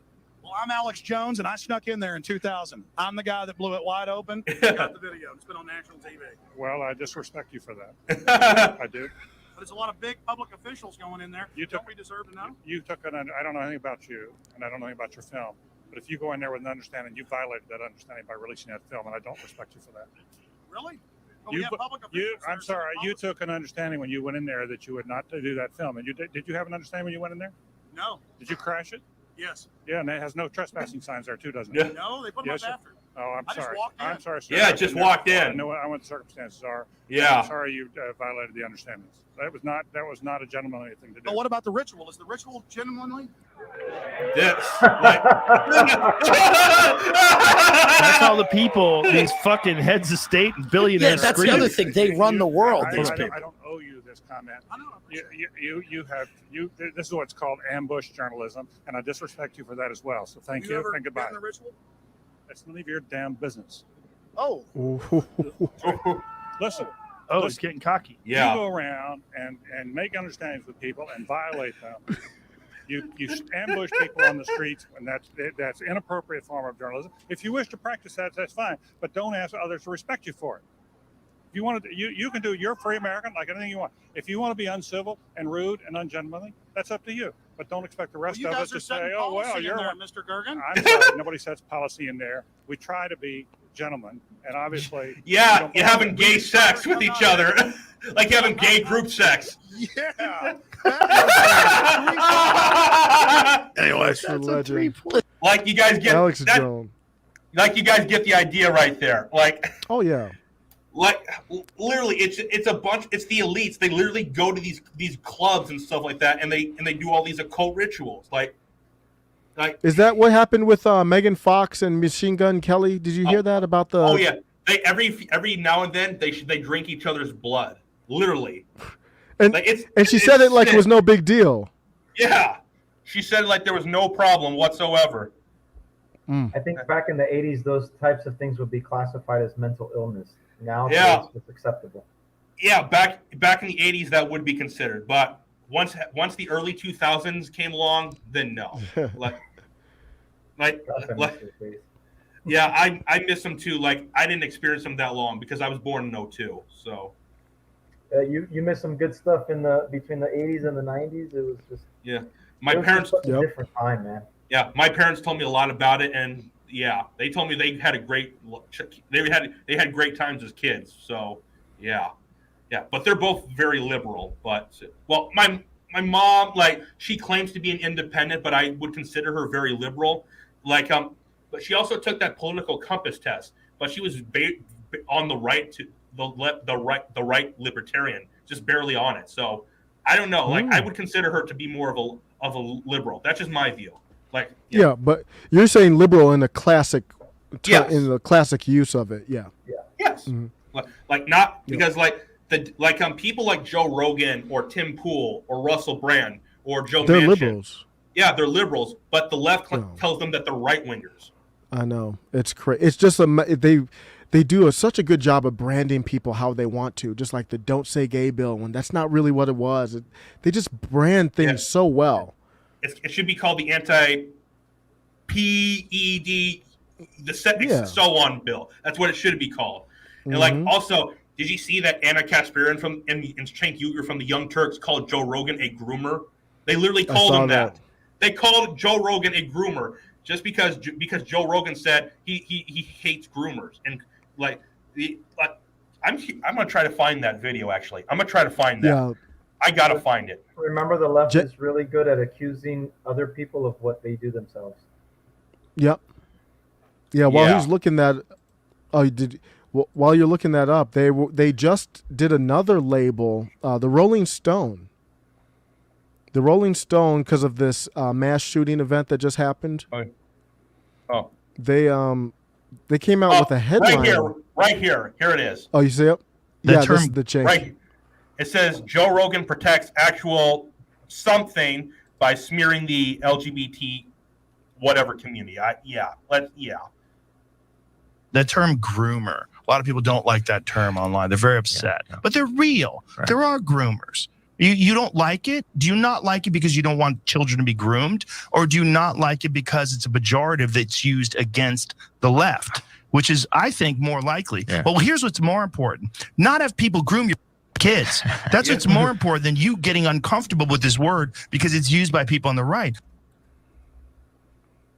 Joe Rogan doesn't understand why some people would have a problem with the usage of the word groomer, as the right wing in America incessantly uses that type of terminology to inaccurately describe people they disagree with. Mr. I want to protect free speech, Mr. I want to make sure that people have their voices heard, apparently loves to provide cover for right wingers who immediately go out of their way to defame people as groomers when there's no evidence indicating that. No evidence? Yeah, like you're telling me there's no evidence, really? If you're an adult trying to sexualize my child, I think you would be classified as a groomer. Well, I don't have any kids, but if I had any, because I mean, eventually I'd want to have kids. But if someone like that tried to do that to my kids, I would be in jail. I literally would be. Yeah. Yeah, it's Casual Goats pointed out. Look at that ratio. What? Yeah. The downs. Wow. They had 3.4 thousand likes and 10,000 dislikes. The only reason the Young Turks are even relevant right now is because they go after Tim Pool and Tim Pool actually responds. Like. I just wish Tim would just ignore them, because just let them die. Because ever since Steven Crowder passed them in subscribers, they've been butthurt so bad about that. And Steven Crowder doesn't even mention them anymore. Yep. Yeah. All right. Let's get into this. So yeah. They're groomers, but he's good friends with Alex Jones, who had no problem defaming the parents whose children were gunned down in Sandy Hook. So back to that point. Alex Jones, he's even admitted that he was wrong on it. He actually even apologized to it. He knows he was wrong. He's even had to file bankruptcy. InfoWars had to file for bankruptcy because there was an additional lawsuit added to it that basically saying that he was hiding $18 million from the families, which I don't know if that's true or not. I don't know though. So yeah, I hope Alex Jones stays around. I just hope he does. So yeah. Mm-hmm. Yeah. I guess I shouldn't be surprised. So as you guys can see, Joe Rogan went on a rampage because he had a right winger sitting across from him. So of course he had to get down on his knees and fillet him, as he usually does when he has right wingers on his podcast. And he just decided to completely misrepresent why it is that some people, myself included, have a problem with how that word is used. Not a problem with the word in and of itself, but how that word is used as a tool politically to intimidate, to shut down, to shut up any political opposition to right wingers in America. That is the problem. Let's hear more from his ridiculous, insane, ignorant argument. Let's listen.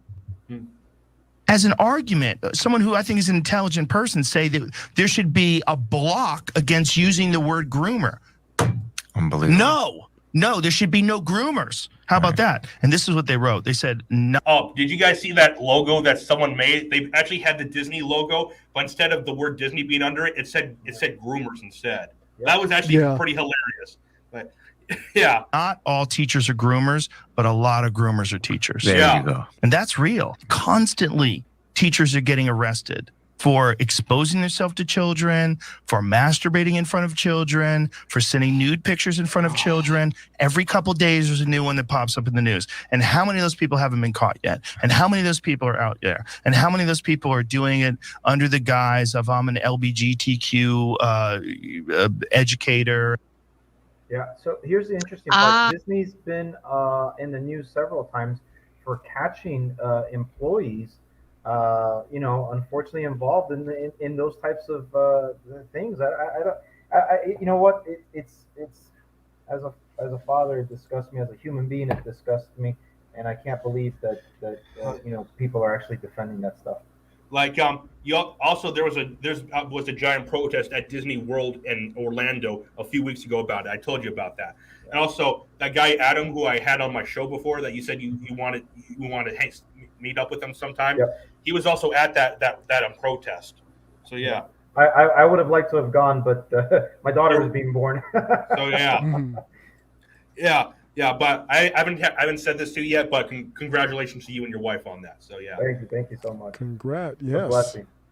But yeah, you guys get the idea. Like the Young Turks, like I just wish everyone would forget about them. Because I admit, when I was blue pilled, I actually did watch them. To be honest, I did, because at least it was something different from the media. Because the media, I could not watch that. Like at least the Young Turks were something different, even though in a lot of ways they were worse than them. But still, though. And then when I got red pilled, I just could not watch them at all. So, here's the funny part, and it's transitioning into one of the subject matters that you have, which is cancel culture, right? Here you are, and what are they trying to do? They're constantly trying to cancel people out and trying to label them, as Osiris says, to cancel them out, right? Yeah. Because if you label somebody as something bad, they get canceled, right? Even though it might not be what it is. For example, calling somebody a racist, even though there's no proof of that person being racist, you cancel them, right? In this case, what Joe Rogan is doing, he's using the word appropriately, because there are those people that are actually groomers, and they're under the guise of whatever banner that they want to fall under. Oh yeah, and like Osiris, you told me, like when my video was taken down, I actually about an hour or so after I texted you about it and told you about it. And you told me that you were actually considering taking down a lot of your old videos because you used to say stuff that, because you used to actually go a little wild. You were a little wild when you first started, and you told me you were going to consider taking them down. So yeah. Yeah, so, because it's high risk, low reward. They're not getting any views. Salty Cracker did that. He took down all his old videos, moved over to Rumble. But I think there's ways you can trick the algorithm. You can use different words, like I use now unlive instead of something more harsh. You can trick the algorithm. It's not perfect. Instead of saying the name of an organization, I call them top men. It's little things like that. Oh yeah. And then I always do a disclaimer, like YouTube, whatever you want me to say, I will say. Kind of stuff like that. I believe this organization. They don't understand sarcasm. So I could say, hey, Dr. Fauci, I think he's the best doctor that's ever lived. And they don't understand I'm being, I'm joking. And also, Carlos, you told me that that being Hispanic, you were actually considering starting a podcast to just reach out to other Hispanic people. Like, are you still going to do that? Because I actually think that'd be a good idea. Yeah, my brother-in-law and I would like to do that. And Osiris, the reason why is because, one of the things is in English, right, you have, even though it's dominated by the left, right, you have CNN, ABC, NBC, and all those left-wing media outlets. You have some conservative ones. You have arguably Fox, right? You have OAN and Newsmax. Yes. With the Hispanic community, we don't have that. It's either Telemundo or Univision. That's it, and they're both left wing.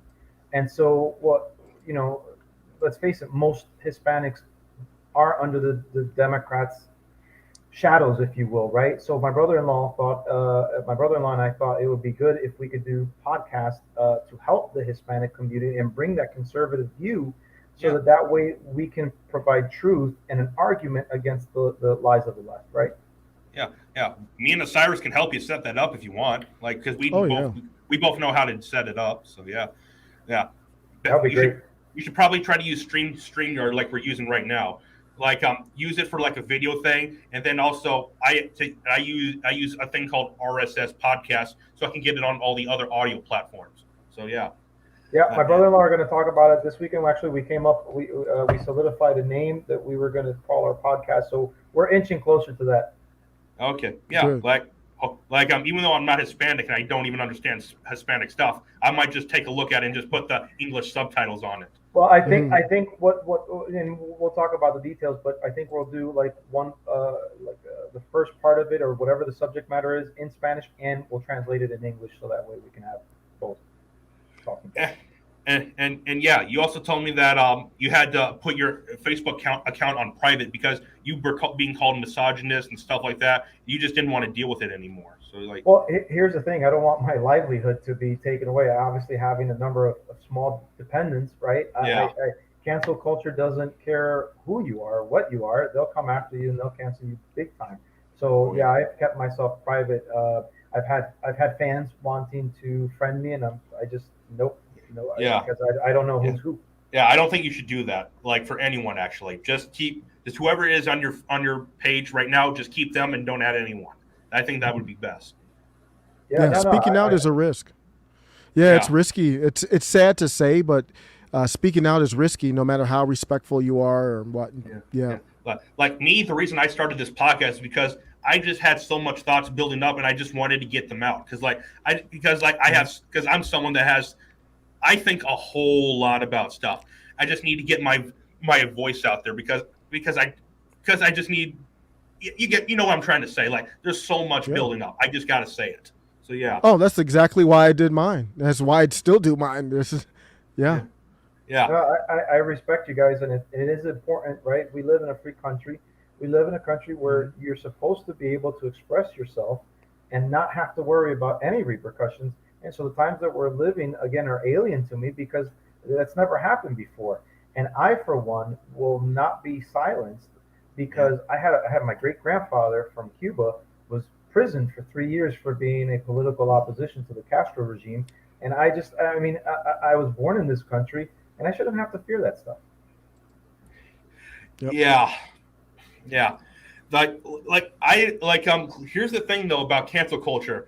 Is that a lot of these people that are part of it, that are trying to cancel people, they don't realize that this eventually comes for them themselves. They don't realize that until it happens. Like even CNN has talked about some of these leftists, they shouldn't be canceled or stuff like that because they misspoke or something or said something in their past. Like you're defending them, but you're not defending like someone on the right that said something similar. But wasn't Whoopi Goldberg excused of her comments not too long ago? She was only suspended for like a week or two, but she kept her job. I don't even remember what, because that lady says so many ridiculous things. Yeah, because she said something similar to Gina Carano, and Gina Carano was fired because she's a conservative. Like I am be honest, I canceled my Disney Plus membership. This Florida stuff was the final straw. I can't take it anymore. And I'm not watching Mandalorian season 3. I'm done with it. I'm done with it. So cancel culture just depends who's getting canceled, right? It's always people on the right, the left gets minimal, if anything. So they are able to say whatever they want to say, no matter how racist. I mean, Osiris, you gave some pretty good examples of how Joe Biden said some things, and he's never been canceled. Nope. I can't show that one video where he said the N-word on TV because this video would get pulled. But I'll send you guys. I'll send you guys the link in the private chat though to it. He said a bunch of things. I mean, you could. I mean, we could spend the whole hour talking about the stuff that he said. I mean, I remember not too long ago he was making it seem like minorities couldn't operate a computer or something like that because we couldn't register.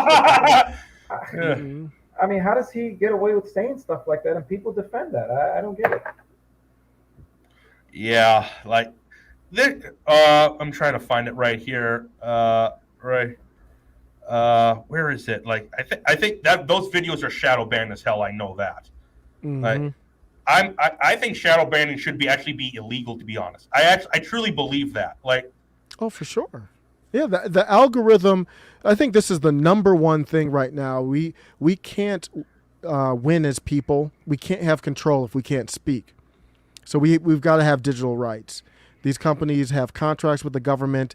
Jen Psaki has openly said we work with them. We put together a list of people who said things we don't like. That is literally a violation of the First Amendment.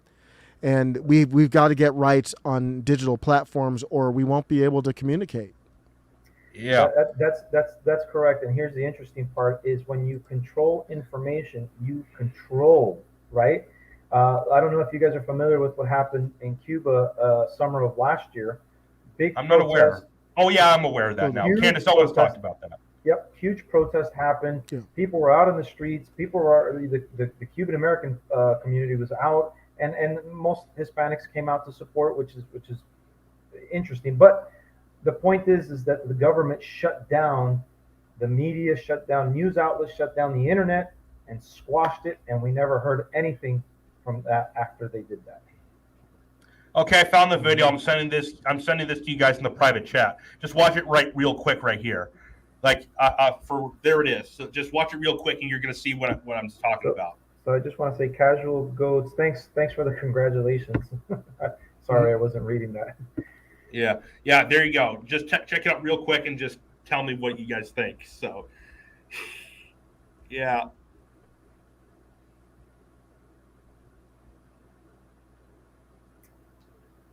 Yeah, I heard this. Yeah.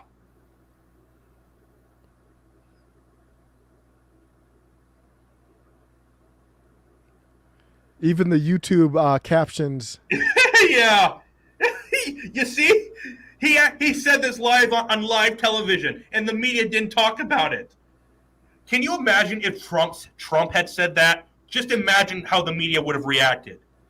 Like literally, like there would have been riots in the streets just for that alone. Oh yeah. Yeah, we would have Summer of Love Part 2. Which, for all we know, we're gonna get it because of Roe v. Wade possibly being overturned.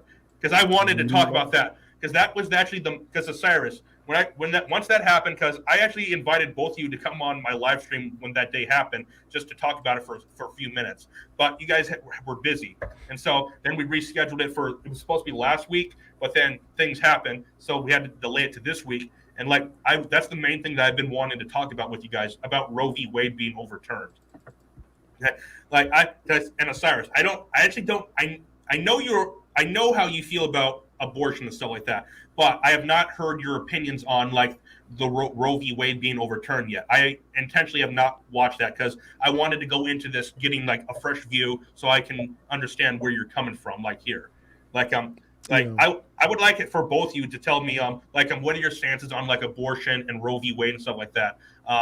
Osiris, we can start with you. Yeah, in my personal life, I'm pro-life, but it's a weird subject to talk about because obviously it's involving women. So I don't even really. I got more of a libertarian approach to it. I would not want to legislate it. I would want to hopefully provide enough resources and help that a woman wouldn't want to do it. So I am pro-choice, you could say, legislatively. I think we have the perfect solution. I do not want the government to regulate pro-life. I want it up to the states at the highest level. So I think that's what the issue really is. It's about power. Mitch McConnell and Nancy Pelosi do not care about women's bodily autonomy. Obviously, they didn't when they supported Biden and the OSHA rule that would have forced people to take a needle to keep their job. They don't care about bodily autonomy. What they do care is the power, keeping the power for these decisions to the federal government. So that it's really not about abortion to those in power, in my opinion. It's about who has power. It's about federalism. They're not for federalism where the states have the power. All right. And Carlos, do you mind giving your opinion on abortion and Roe v. Wade, please? Sure. So there's two ways to look at it, and I had this debate last week on my page with an old, it's actually my uncle's best friend. There's two ways to look at this: religious and political, right? And a lot of the people on the right do bring in the religious. I think for people who are ungodly, I think to make a religious point is moot, right? I think what you got to stick to policy. So, Yes. in my personal opinion, I am like Osiris. I'm a libertarian. I'm nobody to tell you what to do with your body. You want to kill your baby? That's on you. Just don't do it on government dollar. I shouldn't have to pay for that. That's number one. Now, I'll add in the religious aspect. As a Christian, non-denominational, I cannot go against what my faith believes in, what my God says, and my God is pro-life based on the scriptures that I read. So I cannot, by good conscience, go against or support a policy that goes against the views of God. Yeah, I respect both of you guys for that, because I think we can actually find a lot of common ground right here. Because I think at the end of the day with abortion, we come from different philosophical views on it. Because we pro-life and pro-choice. At the end of the day, pro-life and pro-choice have a lot in common. If you really pay close attention to it. Because me, I'm very pro-life. Like I told Osiris beforehand, I'm actually more pro-life than Reagan and Trump are, who are the most pro-life presidents that we've had. But my view is I believe abortion is murder at the end of the day. Like me and my mom have had this conversation multiple times. She's pro-life. Even though she's a liberal, she is very pro-life, just as pro-life as me. And that was actually very surprising. But what I'm trying to say is I think at the end of the day, abortion is murder. There's nothing to justify that unless the woman's life is in danger. Because in my view, life begins at conception. That's how I view it. And anytime you draw any line at all, it's I've heard people on both left and right have said that at this point is when you should not be allowed to. And when I look at that, I'm like, okay, you can draw something that could make it something that could affect an adult. Literally, there's a lot of things like that. And the only time that there is not something that you can draw affect a person's life is at conception. That is because I've done my research, and I believe, in my personal opinion, life begins at conception. You cannot there's no way around it. That's just how I view it. Yeah, this is not, Carlos, you might want to cover your ears. This is not very religious, this take here, but I think this is the fact of it, is that until the fetus is out of the mother and can operate, breathe on its own. I'm not saying walk, of course, but it's a parasite. I don't think it is a human. It's relying on the mother for resources, food. Obviously, I don't want it. I do never. If a woman's in the position to have an abortion, people who are celebrating this, man, that's dark stuff. This is not a good thing. We don't want this to happen. But I think it ultimately should be up to the mother. Hopefully they don't want to do that, though. Well, me, I'm not religious. Like I said, I believe in God and the Bible, but I'm just not religious because but I'll get into that point about life. But when I was watching that live stream where you having that conversation with those two people, Jen and whoever, Peter. Peter, they told me because I was commenting on their live stream, they told me that life begins once the child comes out. Okay, and I know you agree with them on that. My view is I disagree with that. And when you said that if a baby cannot survive on its own outside of the womb, then I could just easily say that a 2-month-old can't survive on its own. Literally, because I could say that's a parasite. You can say that's a parasite then, because it's literally relying on their parents just to live. I could just make that assumption as just like that.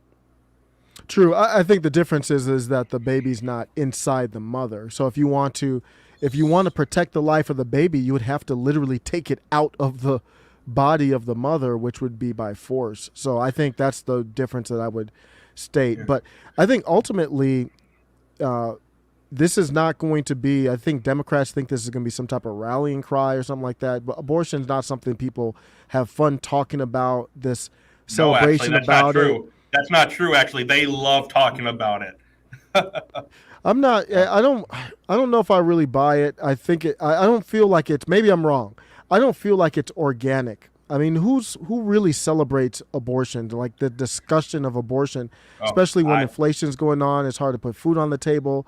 Unless the economy improves, this is not going to be a rallying cry for Democrats. I don't think. Yeah, and also when you said that if as long as it's like within the mother, like it's not a life, correct? That's what you told me. Yeah, it's a parasite to me. Oh, okay. And my view is like I do not believe that the vagina magically confirms person life. Like 6 inches does not make you a person. Like so, like I have this question for you. That's fair. That's fair. I have this question for you. So like 5 seconds before it comes out of the vagina. You have a problem with someone sticking a knife in its head and killing it? Do you have a problem with it? For real? For real? Do you have a problem with that? I have to ask you that. For real? I have to ask you that. I saw Carlos's. Yeah, I got a problem with it. Yeah, I do. I obviously have a problem with that. So you're right. It's like, what do you say? Is the baby half out? Is it not out? I got you. I know. I don't know if I have to think about that one. All right. No knives. No knives, though. No knives. Here's the interesting part. I think when we talk about the stages of where the baby's at inside the mother's womb is we're entering politics. And as a former atheist, so I've been a Christian going on my 13th year. I was a hardcore atheist before this. And as a teenager, it didn't make sense to me why we can go into outer space and look for single-celled bacteria or organisms and call it a life form, an alien life form, and yet a multicellular one inside the woman's womb is not considered human life. It boggled my mind from a scientific standpoint, and to this day, I still hold on to that view from a scientific standpoint, right? And yeah, like I've told you. 1 second, I'm gonna stop this part. 1 second, so I can get this back. Okay. 1 second. I'm sorry about that, guys. Okay, that's not gonna work. I'll just get that later. Okay, but what I was saying was Tom McDonald. I told you who who he is, right? The rapper. Oh yeah, big fan. He said in his song, "People so stupid." He says, "So bacteria is life on Mars, but a heartbeat isn't life on Earth. Weird." He said that in his song. Or in one of his other songs, it's called New World Order. He said this, which actually I thought about this and this makes perfect sense. And I'm going to quote it when he said this. So you call a dad a deadbeat for neglecting his boys, but a mom kills a baby and you call it pro-choice. Well, I agree with that completely. If you are in a state where the mother has the option to abort, then the father should have the option to abort their responsibilities. Absolutely. I know it might sound weird to some people, but I don't see the argument against it. But I agree with you. Yeah, here's another interesting fact. This is actually something true. If a woman gets pregnant and the guy he wants to keep the child, and the woman doesn't, and she gets an abortion, he has no say. The father has no say. Yeah. But if the woman wants to keep the child and the father doesn't, his say goes out the door. So you're contradicting it. So because in my personal view, I believe the father should have at least some say in it. I believe that. Because you go ahead. Oh no, I was gonna say if I had to pick a side, I would pick the pro-life side. I think that's the more principled approach. Yeah. I just fear that it is authoritarian, even though we think it is a life form, others do not, and to force that law, I think we're in the perfect position. So Carlos, let me ask you: would you want Congress to? I don't think it would be constitutional. I think it would be overturned because the Supreme Court is making the case. It's going to be up to the states either way, neither one. But say you could, Carlos, would you legislate it to be pro-life nationwide? Oh, that's a great question, and like I said, I don't even know how to answer that because again, one thing is my personal view, and another thing is somebody else's personal view. I can't dictate what that person should do. I'm pro-life. I obviously have 5 kids, so I'm very much pro-life. But again, that's me. I won't tell somebody else what to do or how to do it or whatever the case may be. Well, here's my view on that. Like, I want a federal ban on like abortion? Yes, I do, but I do not like I do not trust the federal government, how they would handle it and stuff like that. I do not trust the federal government at all. I think all 3 of us agree on that. Like, I believe that the only correct way to handle this, and I've looked at both sides, but my view, the only correct way to handle this is to give it back to the states to decide. Like, I wanted a federal national ban on it, but once you give the federal government that kind of power, what else are they going to do with it? Like, that's how I view it. Like, I'm right with you. Mm-hmm. I do not trust the federal government at all. I mean, but I do want a federal ban on abortion, though. Here's the interesting part, though. I'm sorry. Go ahead, Osiris. No. You go. So I was just going to say that the interesting part is how, in an uproar, the left is about essentially killing a baby, because from what some of the comments that I've read, they don't have a timeline. I mean, some of them want to go all the way up until like they're about getting ready to give birth to go ahead and abort the baby. So it's like, wow. And so what happens is the brainwashing of the left is just so mind-numbing because they consider that empowering. Yeah. And I was having a discussion with my wife the other day about how they use certain trigger words, empowering. There's all these words, like, for example, our daughters, we teach them to dress up and listen, cover up, right, for good reasons. But somehow at some point now in this day and age, like the more skin you show, the better off you are. You get more likes, you get more videos, and that's all empowering. As a matter of fact, there was an article that just came out, or magazine cover, I don't know if it was Rolling Stone or whoever, and it had Hillary Duff essentially naked, and she's just covering herself. And the word empowering was on there, and I showed that to my wife, and she looked at me, she goes, we were just talking about this last night. And I said, you see how they brainwash us? Yep. And yeah, like not just some states like Colorado, they allow abortion up till the moment it comes out of the uterus. I mean the vagina, my mistake.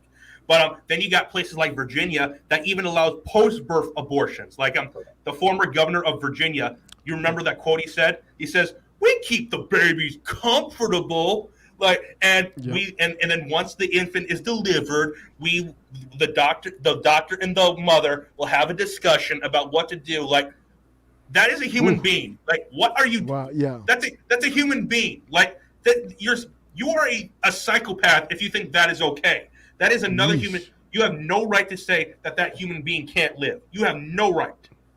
Like, that just pissed me off. You can see from our stances here, though, how the left bulldozes us, because all of us say we don't want the federal government to mandate pro-life. So all the Supreme Court did was say leave it up to the states, and they're up in the uproar about it.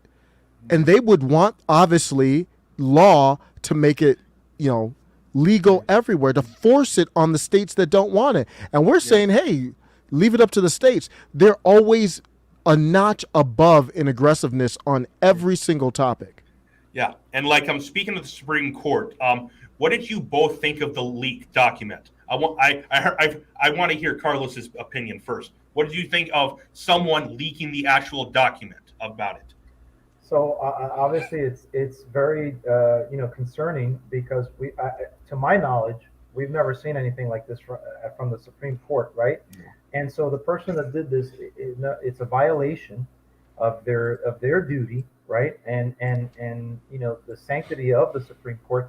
But on top of that, they did it with a political motive.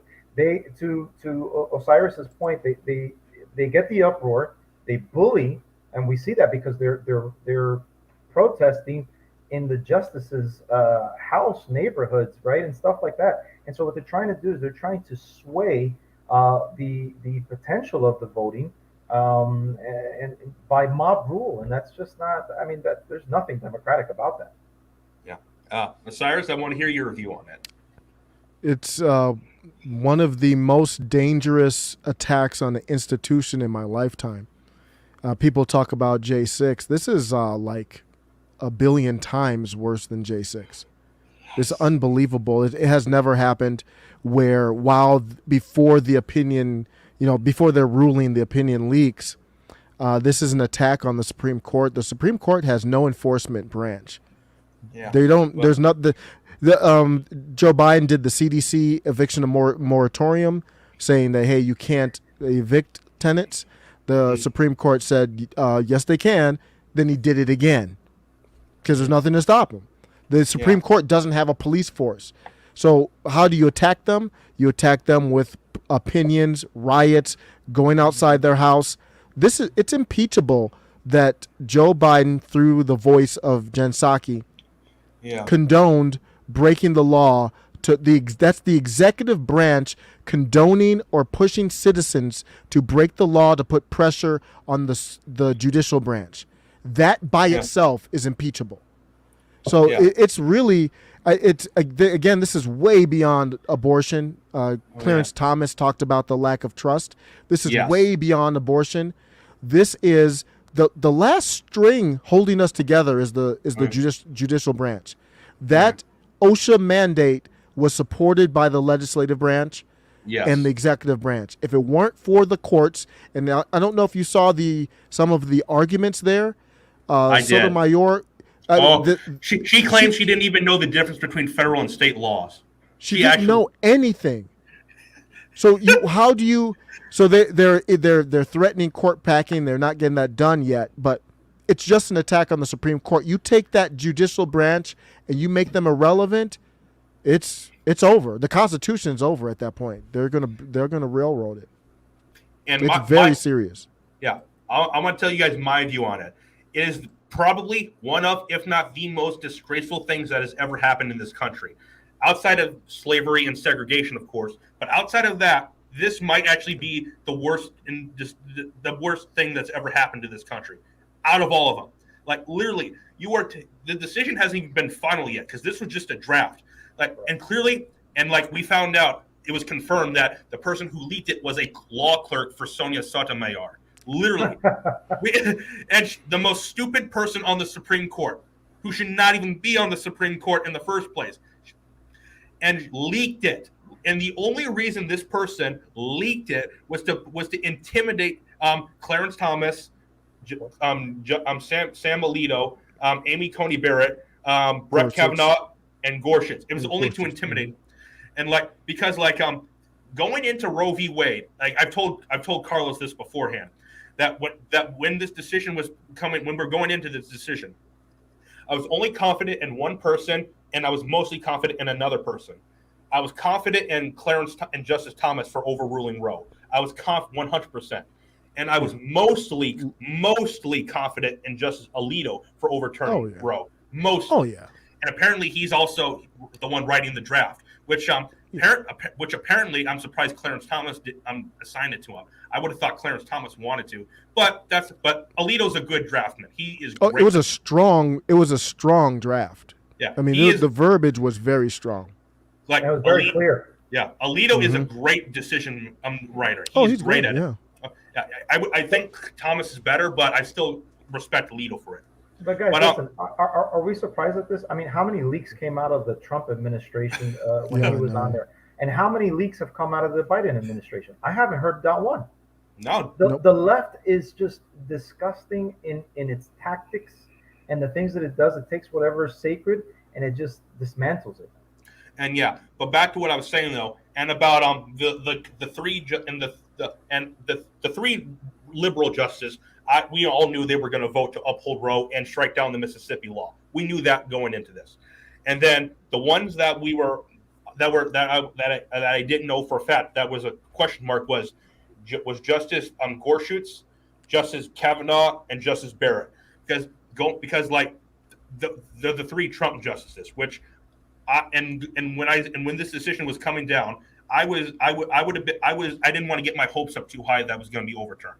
Because I just thought that it's not I thought it was going to be upheld. I truly thought that, but I actually expected the Mississippi law to be upheld because I thought there were 6 solid votes because Chief Justice Roberts, who I'm not a fan of whatsoever anymore, I am not a fan of them. But I knew that he was going to uphold the Mississippi law. But because like he even said in the hearings that how is 15 weeks not enough to decide whether or not to abort the child? He said that, and like to strike down Roe, he was going to vote to uphold it because I said he wanted to find a middle ground with the justices. He wanted to uphold the Mississippi law but strike down but uphold Roe v. Wade. Sorry, my mistake about that. And then when the hearings happened, I was shocked. Like I thought there might actually be 5 solid votes to strike down Roe. I thought there would be, because like Kavanaugh, he said it best, man. Like he said that he told the people that were trying to argue to uphold Roe and strike down the Mississippi law, he told them that that they have not presented an argument as to why this should come before the Supreme Court. He said that this sounds like something that Congress needs to address, and I agree with him on that. But I don't want the federal government doing it. I want the state legislators doing it, because like I do not trust the federal government. And Gorsh and Barrett, I was confident that she would, because like she gave a lot of good arguments. And Gorsuch, that was a little question mark, but I thought he leaned more towards striking down Roe. And then Roberts, I knew he was not going to strike down Roe, and we all knew the 3 liberal ones that we know what they were going to do. That's how I viewed it. And then when the leak happened, I was like, oh my God, like they're so desperate, because like you know where this is going. They are trying to intimidate these justices. Like they're actually showing up to their houses and protesting. Well, I don't have a problem with protesting as long as they're not getting violent. That's my view on it. But like there have actually been death threats sent to all these justices too, a whole bunch of them. Yeah. I'm not for the protests, because that's illegal. That's trying to intimidate, even if it's peaceful. I assume it's peaceful. It better be peaceful, otherwise there better be handcuffs. But it's intimidation, so I'm not for it. But I do think that Youngkin did the right thing in Virginia in not escalating, because there were people who were calling for the police to come in, and that would have made things uglier, I think. So I think he made the right decision. I think Roberts might. I don't think he's. I don't think he will. I do not. Because it's been said that right, because a few days ago the court came back and like started their meetings again since the leak, and I heard I think Tim Pool even said it that he was actually trying to convince the other justices to vote to uphold Roe. I think that's what Tim said. Not. But he I don't could, think. But I think the only one that it would be Kavanaugh, but I think Kavanaugh's Catholic. I think Amy Coney Barrett's Catholic. No, the only one that I think would actually be willing to change their vote is Gorsuch. So that's the only one I believe. Gorsuch. I believe Kavanaugh and Barrett will stick to it. Yeah, they got attacked for their religious background, more so Amy Coney Barrett than Brett Kavanaugh. But I remember the Catholicism being thrown in there during the hearing and whatnot that he had. Here's my thing. I don't think Roberts has any principle, other than he wants to keep the Supreme Court together, and he wants to keep the confidence of the court together.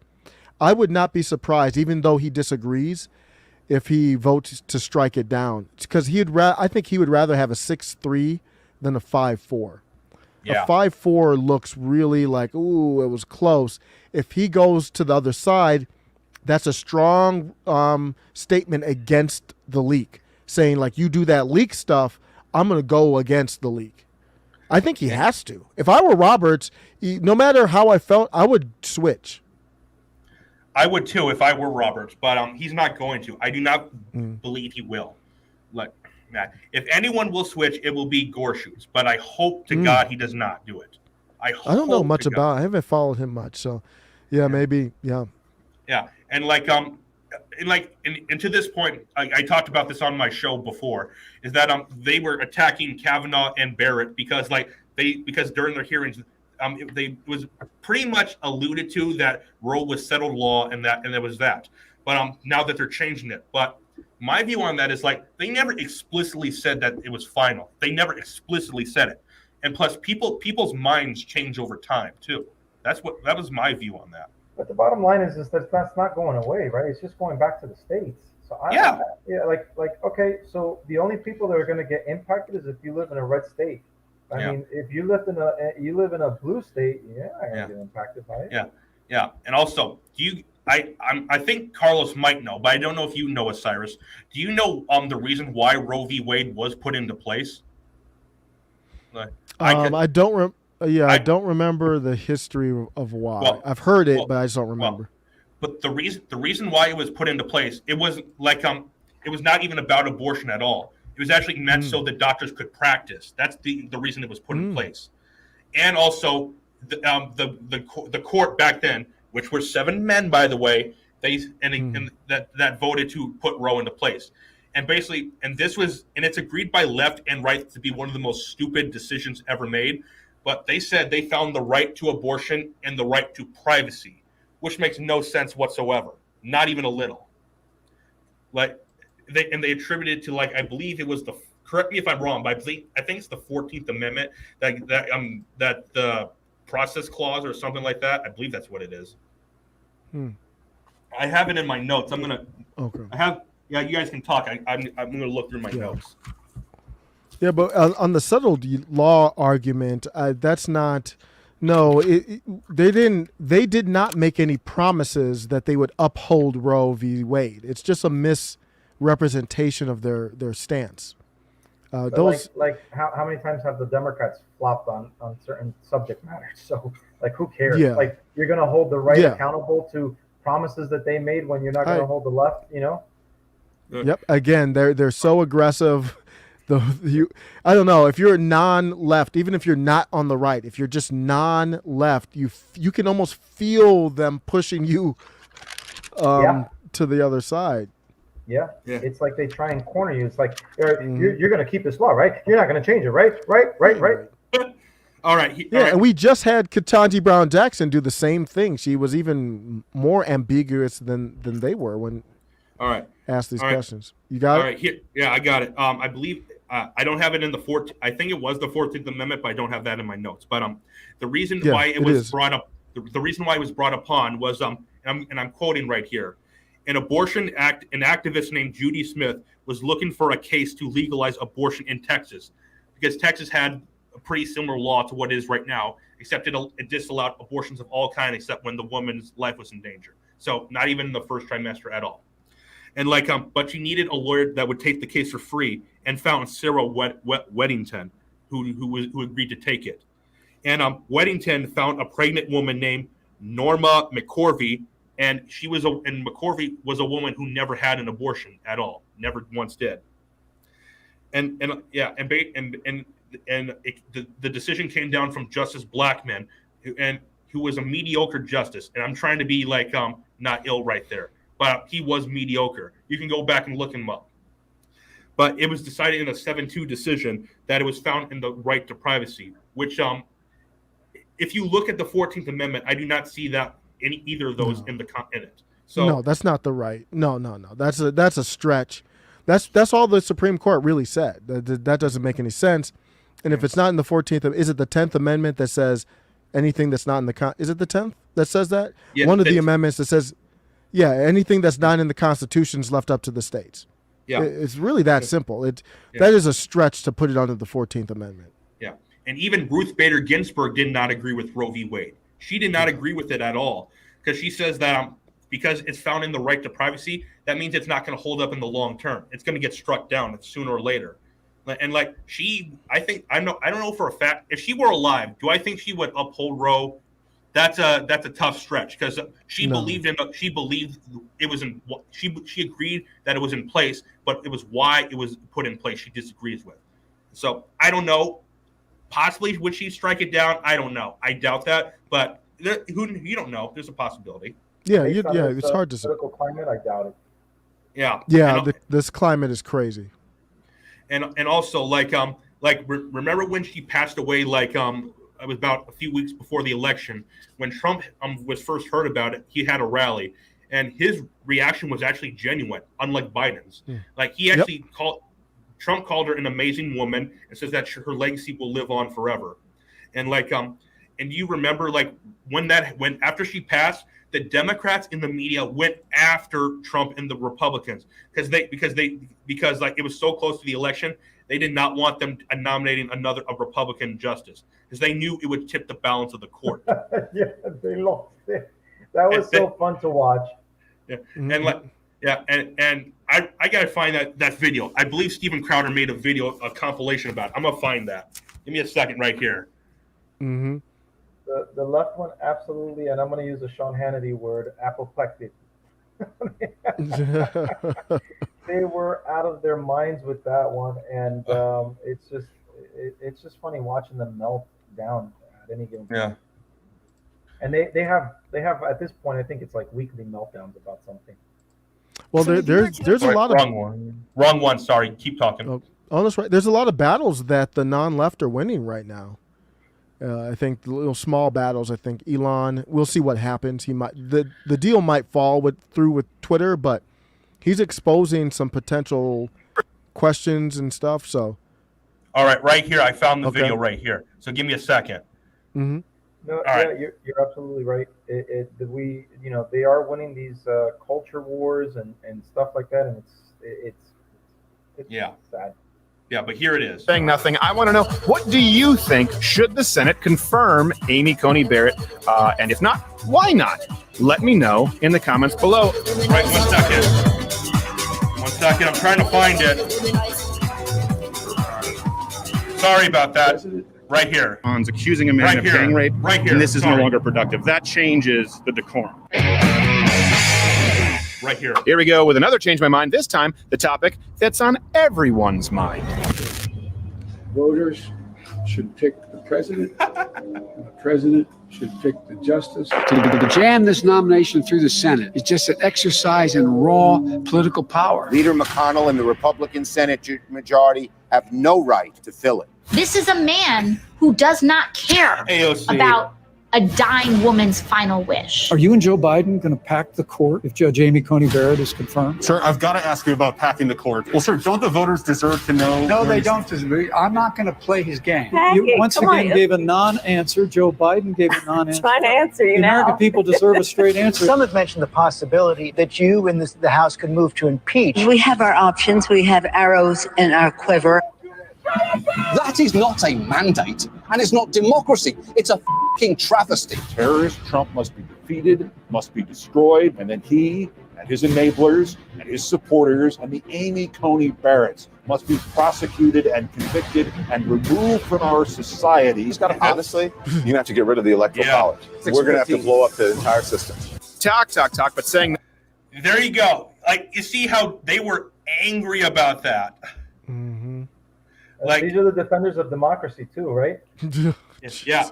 And also another point that they made in in 2016 when Trump got elected, they were making the argument, well, when Justice Scalia died, the Democrats tried to push a nominee in there, and the Republicans stopped it. Well, the thing is, they had the majority in the Senate, so they could stop it right then. So it doesn't matter.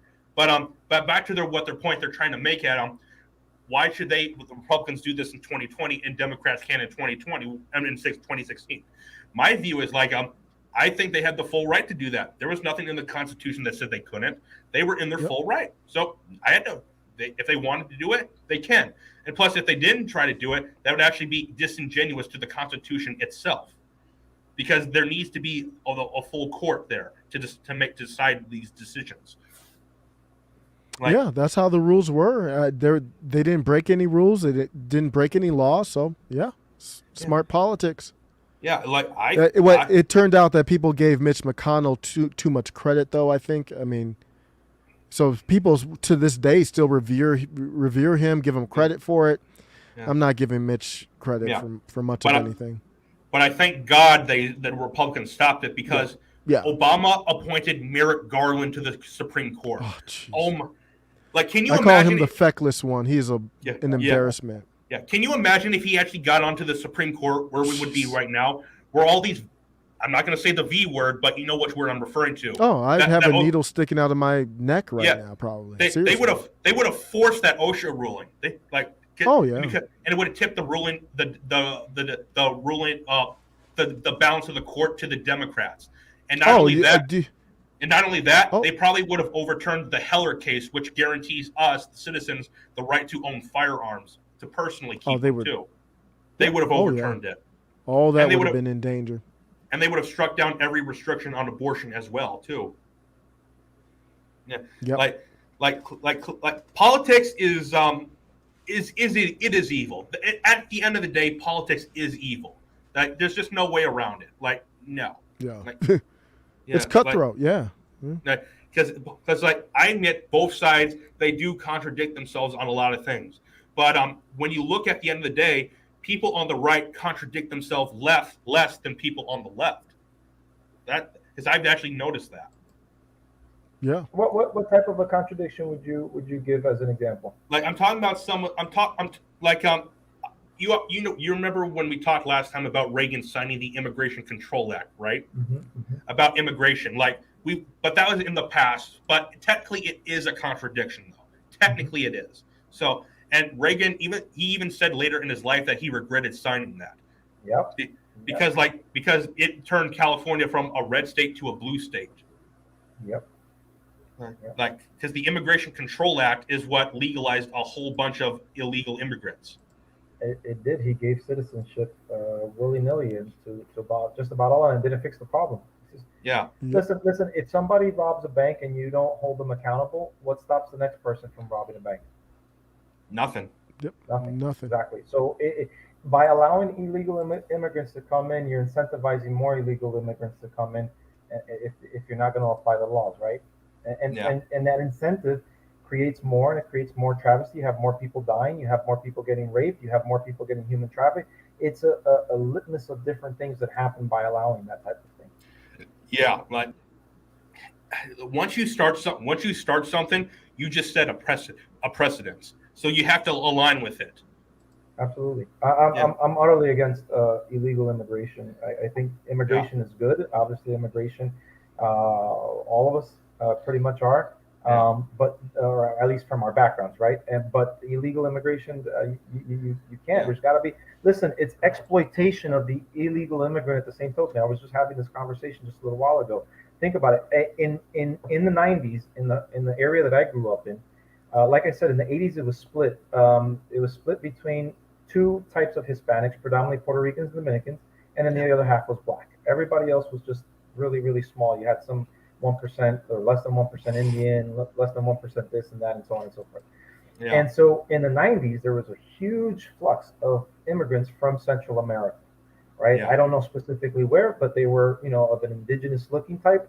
And what happened was, and my father's been in this country, I don't know how long. He served in the military, citizenship, etc. My father pretty much worked in a factory his entire life, low-skilled worker. Machine worker, machine operator, and he told me by his own account, there were illegal immigrants that were being hired by these factories, getting paid minimum wage, operating machinery that at that time should have been minimum $12 an hour, and minimum wage back then was $5.25. Yeah. Right. Yeah. And so what happens is these illegal immigrants, number one, they're taking jobs away from the legal immigrant. Yeah. Anybody who's low-skilled worker, right, who's a U.S. citizen. And they're being exploited because they're not getting paid overtime. They're not getting paid benefits. They're not getting paid vacation time. Yeah.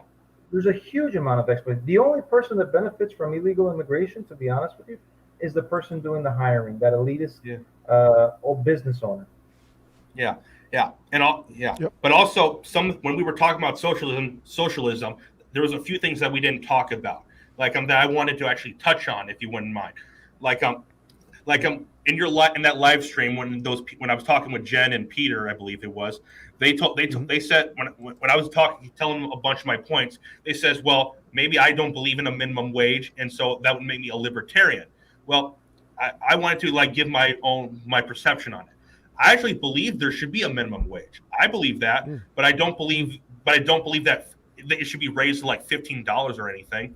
I actually think it's good where it is right now, where it's $7.25 an hour. I think that's actually pretty good, but I don't think $15 an hour is going to solve anything, because all you would do is just create more inflation, more unemployment, and just more, and the welfare state would just expand rapidly. Yeah, in most places, the true minimum wage is way higher than $7.25. The government just needs to get out the way. There's no need for us to set and it's only for federal employees, but There's no need for it. And also, in Samoa, when we the U.S. forced the minimum wage on Samoa, what happened? Because what happened before we did, they had the tuna industry. There was 2 companies down there, and when we put the minimum wage down there, those 2 companies left Samoa, and basically unemployment was up to, I believe, 30% of the population was on unemployment, and inflation was skyrocketed. So, when you put like a minimum wage, like it can destroy a whole lot of things. Like, yeah, because I found that out about Samoa, and like, wow, I did not know that part. The interesting part is that when you talk about a minimum wage, right? I understand why it's there. It's to abuse, again, these types of business owners from paying less than adequate. So I understand. But at the same token, it's got to be appropriate. It cannot be like $15, $20 for flipping hamburgers. My gosh. I mean, how much is a value meal going to cost eventually? The actual $15, right? Yeah. That doesn't make sense. It's not sustainable for business. Yeah. Now, if a company themselves wants to have their own wage be 15 minimum, that's on them. They're rolling the dice. That's on if it doesn't work out. Hey, they're the ones that lose out, but not the rest of us. Correct, but you got to keep in mind there's 2 types of businesses, right? You've got your corporations like McDonald's and stuff like that, and you got your mom and pop shop. You cannot force the mom and pop shop to go up to $15 an hour. Yeah, like my cousin, he owns a restaurant. If that happened, he would have to either fire almost all of his employees, or his restaurant would be shut down because he could not sustain that. The bottom line is you want a better job, or you want a higher salary, get a better job. Yeah, but like I said, if the company themselves want to do it, that's on them. It's their loss then. Yeah. I think you do not need to be paid $15 to flip burgers. When I used to work at Burger King before, I did not get paid $15 an hour, and I should not be paid $15 an hour to do that. I got paid $9 an hour, which I thought, okay, that's fair. But you should not be. I should not have been paid $15 an hour there. No, I should not have been. And like, I actually worked my way up from $7.25 to where I'm making $17.25 right now. Yeah, the left, they're very big on government involvement, and I think that's the biggest difference. Like, the answer to every problem is more government spending, more government involvement. And that's the biggest problem between the populist right and left. Like, Jimmy Dore wants more government spending. Steve Bannon wants less for the most part. So we got to figure it out. I say we've got to get together, I know this sounds crazy, but vote the corporate politicians out. Yes. And then we will cut the spending and split the difference. Yes. So you will still be able to cut spending because we won't do as big omnibus packages, and we won't send $40 million to Ukraine. And then we'll say, hey, you can get some for whatever you want to do, even if it's as crazy as student loans. I'm fine with that. But then you help us get digital rights, or work something out. Well, Cyrus, it sounds like you're jumping onto my congressional reform bill. Yeah, and also, Osiris, you told me you said that you actually support universal basic income. Like, can you explain how you would integrate that into where we are right now, please? Because I'm interested. It's a radical approach. The first thing is, I am not for introducing any new money into currency from where we are right now. So what that means is our universal basic income would be as high as we're willing to cut basic programs. So, for example, welfare. Cut welfare 100%, get rid of it. Food stamps, Section 8 of the government, all those government programs, gone. And then take that money and use it for you could even cut Social Security as much as you want. What it does, it streamlines things. Right now there's so much red tape for this welfare and these programs and that programs. You don't need all that administrative red tape. Just cut a check. I don't care if it's a billionaire or someone who's homeless. Everyone gets a check. There's no administration. There's no questions, and you go from there. I think that could help potentially even the homeless problem, because now homeless people, say it was $500 a month to start out with, homeless people would be worth $500 a month, and maybe you could pool together and get 10 homeless people, and private industry would solve getting housing for many homeless people. For those who still want to be homeless, to me, you would make homelessness illegal at that point, because there's no reason why you wouldn't be if you had that infrastructure. So let me know. That's the basic idea of it. I mean, it gets more complicated, but let me know what you think. I'll go first. I do not support universal basic income, because in my view, say you said, how about $500 a month? Okay, let's just go with that. I think that would just create an incentive for people to not work anymore. And unemployment would go up higher up, and here's why: because what we have with welfare, the welfare state right here, I believe before the welfare state was put in, about 5% of single black women, there were only about 5% of single black mothers. But then after the welfare state came in, it got up to 75, 76% of that. And then white women, it was about 4% before the welfare state. Now it's about 73 to 74%. And if you brought in everyone in for universal basic income, I think it would just create an incentive for everyone not to work. Because here's the thing, once you put universal basic income into place, if someone was giving me $500 a month, of course I'm going to vote for the guy that's going to give me $2,000 a month, because it's just common sense. Of course I'm going to do that. You guys probably would do the same too. And I believe unemployment would skyrocket high, and jobs would just go down severely. And when you talk about homeless people, what would happen is, because the vast majority of homeless people are not people that are just down on their luck. That is not true. The vast majority of homeless people are drug addicts and mentally ill people. And if you give drug addicts $500 a month, they probably do. Who knows if they're doing that in California, for instance? Who knows? But let's just say every homeless person got $500 a month. The drug addicts, they're not going to use it to buy food and stuff. They're just going to use the money to just buy drugs and shit like that. And the people that are just mentally ill, they're not even going to know what they're doing, because they're just going to be wild, crazy people and stuff like that. And so I think it would just the amount of homeless people would just go up dramatically as well. That's how I view that. Yeah, I if it's not done right, then I would agree. I think right now, I mean, my take would be, you would eliminate any social safety, every social safety net currently. Yeah. Every single one, including Social Security, and that would get you. I've done the math. You could maybe get up to, if you eliminated everything, you could get up to about $1,000 a month per citizen. All right.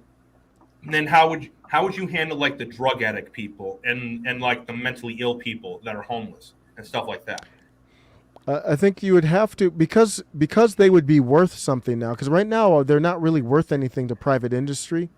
Say you did get to $1,000 a month, then you would encourage private industry to get them to be cleaned up. For those who want to, it would be completely voluntary. Maybe they would have, I don't know how that works now, but maybe they would build these recovery centers, or I don't know how that would work. But at that point, no matter what society you have, whether it's libertarian, socialist, or capitalist, you're going to have people who are checked out to the point where they're just living on the streets, and nobody wants homeless people living on their property. So I think at some point, if you provide enough of a social safety net, it has to become illegal to be homeless. I don't think we do provide enough right now. It doesn't make sense. I think we provide more than enough. To eliminate, well, if you think we provide enough now, then I would say you have to make homelessness illegal. There's no reason why it should be happening. My view on homelessness is this. I've told Carlos this beforehand. The way to solve homelessness is that you have to force people into mandatory drug rehab and put them into asylums and stuff like that, and arrest people for trespassing and stuff like that. Because if you look at California, all that is happening. People are just trespassing, which is illegal, and they're just mentally ill people and drug addicts just on the streets, particularly in Skid Row. and to make that illegal, like they have to go somewhere. So I don't know how you would do that, but I actually believe that mentally ill people and drug addicts should be forced into rehab. I believe that, because I do not want someone that's being on my sidewalk where my tax dollars go to pay for it, and they're just ruining everything, and they have a bunch of garbage just on the street. Yeah, it's unsafe. I mean, if you go down to any urban, city area, there's more and more shanty towns, tents up. It's just unsafe. It really has to stop, I think. Carlos, what's your opinion on it? I haven't heard yours yet. Yeah, so there's a couple of things. You guys said some really interesting stuff, and I've been listening in. I think one of the things is that we tried to see what giving universal income kind of looks like with the whole pandemic thing. There was a moment, and I can't speak for other states, but I can say here in Florida, during the pandemic, Ron DeSantis, after a couple of months, he was like, all right, that's it. We're done playing politics. We're actually going to go by the science. And it got to a point prior to that where there was like every store, every restaurant had help wanted. You had to automatically wait like an hour to get seated, another hour to get your food. And they would tell you right off the bat, it's like, guys, this is the wait time because we don't have enough people to attend you. Why was that? Because they were getting checks, right? Now, I talked to my aunt. I invited one of my aunts to my wedding. And she owns 2 restaurants, her and her husband, my uncle. They have 2 restaurants up in Virginia. They were telling me how stressed out they were because they could not find anybody to go and work at their restaurant. And they lived over in Virginia. And so, when you give freely, why does somebody have to go then and earn it? So that's something that it would be very, very tricky to do, and I don't think that would work out for the best, because let's face it, if I could stay home and get a check, why am I going to go out? Yeah. But here, like I said before, like we are in a capitalist society. Social elements can exist in there, but vice versa, it could not. So this is something social element that I heard about, and actually something that I would actually be willing I would actually be willing to see how it would be integrated, but how you do it, you would have to convince me a good way to it. Here's the idea. We're like, let's just say like once you become once you become 18, here's what we'll do. We will personally pay for you to like go out there and be trained in a specific job, whatever job you want to be, whatever, as long as it contributes to society, whatever it is, we will pay for it. But if you do not succeed in it, like say you drop out of it, you have to pay us back. But if you succeed in it, you get well trained in it, then yes, we'll fully pay for it, because I believe that person right there would actually be contributing more to society than just being given like $500 every month. I think that would actually be something cool. Yeah, I think that's a cool idea. Yeah. What do you think, Carlos? No, it's definitely an interesting concept. I think the other thing is when we talk about these things, specifically when it comes to homelessness, I know you guys have mentioned that. I honestly don't think homelessness will ever be solved, right? Homelessness has been around since like biblical times, since the beginning of historical history. There's just people that just don't want to do the 9 to 5. They don't want to be confined to that type of lifestyle. They want to be free spirits. Saw an article a couple of years ago that talked about how over 70% of the people who are actually homeless are homeless by choice. Oh yeah. And that was astonishing to me. I said, wow, I can't believe that. Now, one thing I do want to throw in there, especially in the moments that we're living in now with high inflation, you've got rent soaring through the roof. You've got house prices soaring through the roof. So in this case, there might be some at this current juncture that don't want to be homeless, but have no choice because of where inflation is now. So that's something we have to take into account too as well. Yeah. Well, when you got a place like California, where like if you go to LA and San Francisco, there's homeless everywhere. Yes, like even I was there in 2016 or 2017, and I was stunned by the amount of homelessness. Yeah, and in San Francisco, they actually have an app that you can download where it shows you the map of the city and it shows you where homeless people are taking shit on the sidewalk. Literally, there's an app about that. Like, California, that's out of control. California is like they're almost encouraging people to be homeless. It's like people move to California just to be homeless. I found that out, and plus, with the high taxes in California, it's making homeless go up further. And until like I believe it was about 6 months ago, I thought California, they were bankrupt. They didn't have any money. That's why taxes were so high.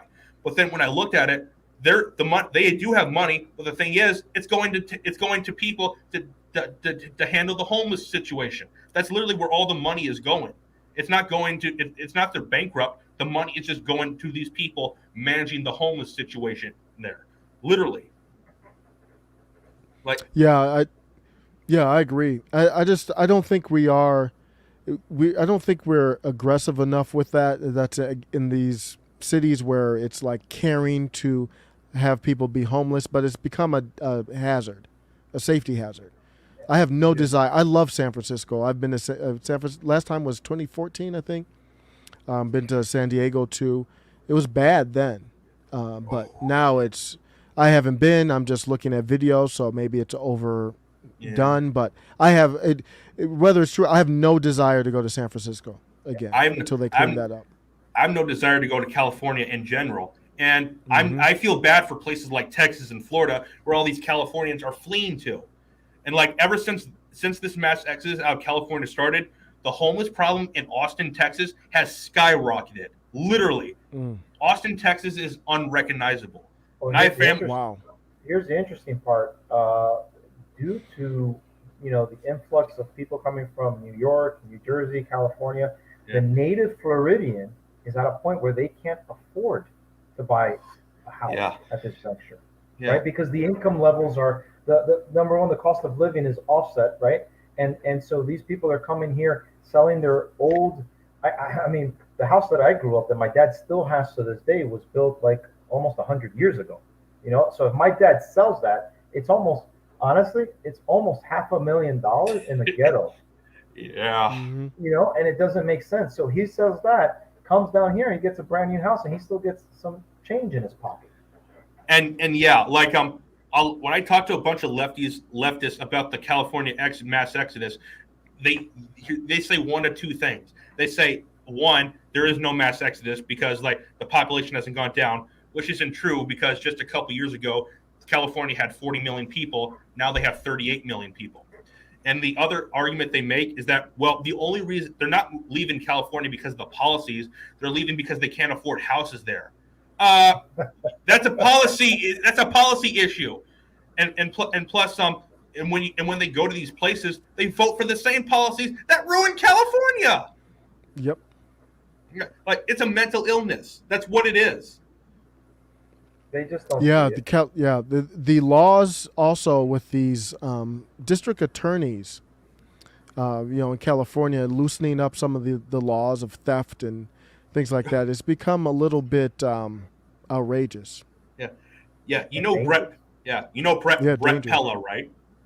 You guys know who Brett Pella is. He's a comedian, but he also does these funny videos where like he's done videos like Californians moving to Texas or Florida. But he also made a video called what Christmas shopping is like in California, which I gotta show you guys that because you guys are literally gonna laugh your asses off when I show you this.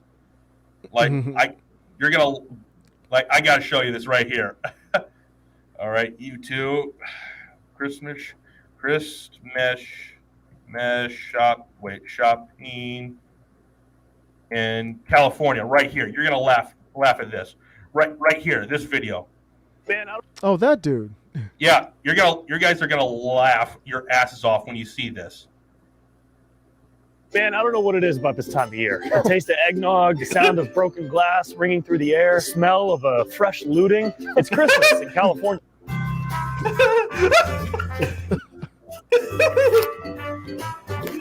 Being able to take whatever I want from any store I want, whenever I want, kind of makes it seem like every day is Christmas. Yeah, I used to smash and grab out in Georgia, but they have too much prison there. So I came to California.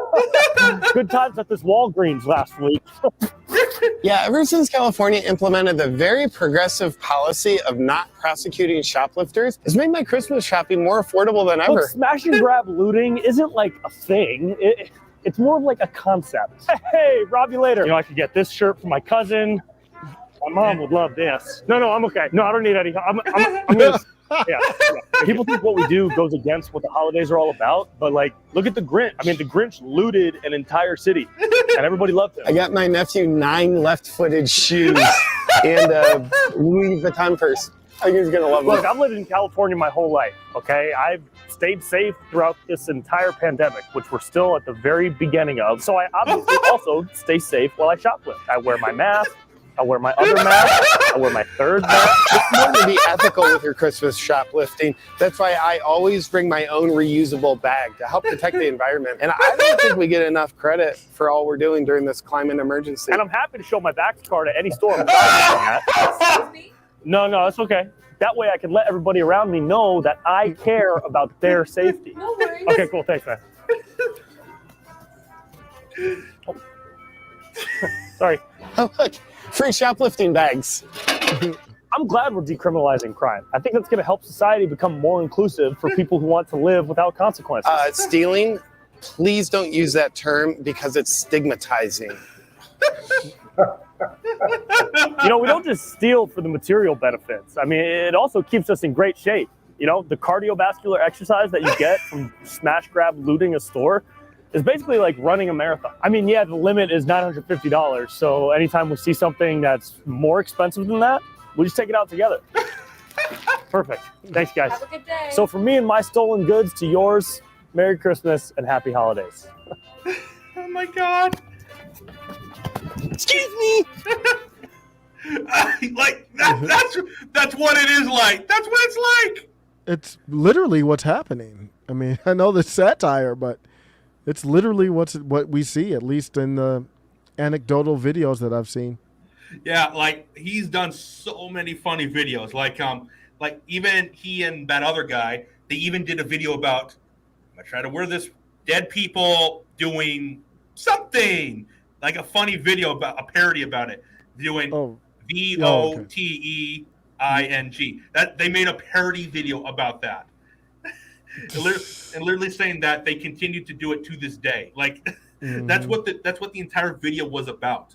Like literally, like this is the thing with the left. They think all comedy is bad, pretty much. Like you remember the Joe Rogan and Caitlyn Jenner thing. Like when he made a joke about Caitlyn Jenner and what was his name? Who was Bruce? Kim? Not that. Who was Kim Kardashian? Who was Kim's ex-husband? What's his name? Kanye. Kanye. He made a joke about Kanye and Caitlyn, basically saying like the reason Caitlyn became. I'm not going to say that, but that the reason Caitlyn became that was because like surrounded by crazy bitches, and basically did a joke about Kanye being around crazy bitches because the Kardashians are, and basically saying they're whispering in his ear, saying all these things, like, and basically like he's becoming like them. So that was the joke he made. Like I don't think Joe was being serious with that. He was just making a joke about it. Like, so yeah, like it, like you can view it how you want, but he was not trying to offend anybody. I mean, comedy is offensive. I mean, I mean that's what it's meant to be, and it's meant to be entertaining, right? If you get, dude, let me tell you something. Again, this culture that we're living in, I don't understand. You know, when I first started working at a particular bank, it was actually the collections department. I mean, it was a group of us. We were friends, and we just told the most racial jokes back and forth. They would say this about Hispanic, and I would say this about black. And everyone, ha, ha, ha, we were all cracking up. Yeah. You can't do that now because it's like, oh my gosh, HR would be having a fit, you know? Yeah. It's comedy. We never said it intentionally, like to harm. It was entertaining, you know? Yeah.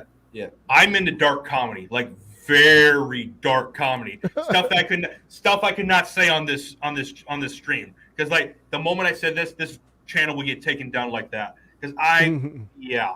And also, I took a lot of inspiration from Jimmy Carr. You guys know who he is?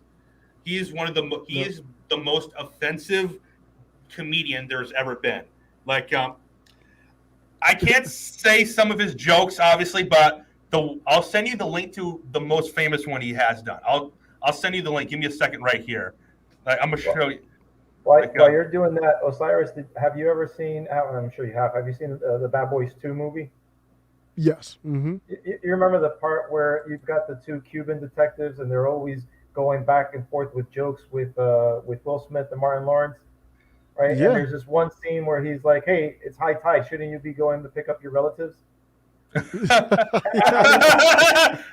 I heard that, and I'm dying, and that's comedy, and you play that today to this generation, and they'll get offended, like, "Oh my gosh," it's like, it's comedy. Relax. Yep, and it actually, I think the reason why there really is an attack on comedy, because it actually brings us together. Adam Schultz is one of my favorites right now, and he's one of the few guys who's been able to navigate this, where he doesn't get canceled, but he's not woke either. He's not like anti-woke or anything, but he's found the right balance. Yeah. And Yeah, I'm gonna have to look him up. Adam Schultz. Yeah, I sent you guys. Schultz, I sent you guys the link in the private chat. Take a quick look at it because it's dark, but just take a quick look. Mm-hmm. It's on YouTube though. Yeah, but you'll see though.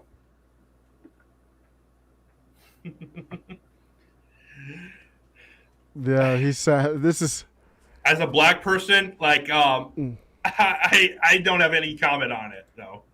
I don't. It doesn't bother me at all, man. Yeah, not me. Yeah. Yeah, I mean, I can understand it. The thing is intent. Like, if you have ill intent, then that's a different. And that's what people assume, that you have ill intent now. Yeah, like he said even stuff like a whole lot stuff. Like he said gay and LGBT jokes like that, like stuff like that. He goes all in. Like, I don't even think and he's actually British too. So when he says it with the accent, and he just goes by it, and he doesn't care about anything. Like, I think the biggest mistake was, and I don't know where this started, but the apologizing. It's like, oh, I offended you. Oh, I'm so sorry. And so what happened is it unintentionally gave the left so much more power than what they deserved, right? And now you've got all these people, and it's apology. You can't say this, it's apology. You can't say that, it's apology.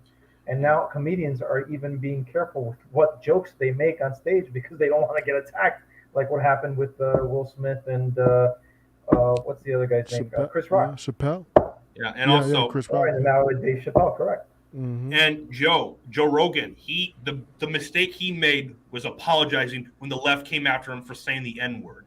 Like, I watched the compilation of Joe saying the N-word, and it was taken out of context. So I went back and rewatched a bunch of those episodes, and when he was saying it in a different context, like saying, oh about like saying certain words are offensive, and that word just came up. So yeah, he wasn't trying to offend anybody, but no. Yeah, I think it's back to Osiris's original points. It's intent.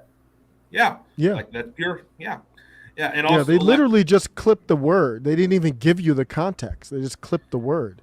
Yeah, and then when that compilation came by, someone made a whole compilation of the Young Turks saying the N-word over and over.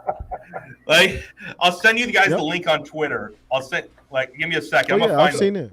So I'm curious, Osiris, what's your view on the N-word in general?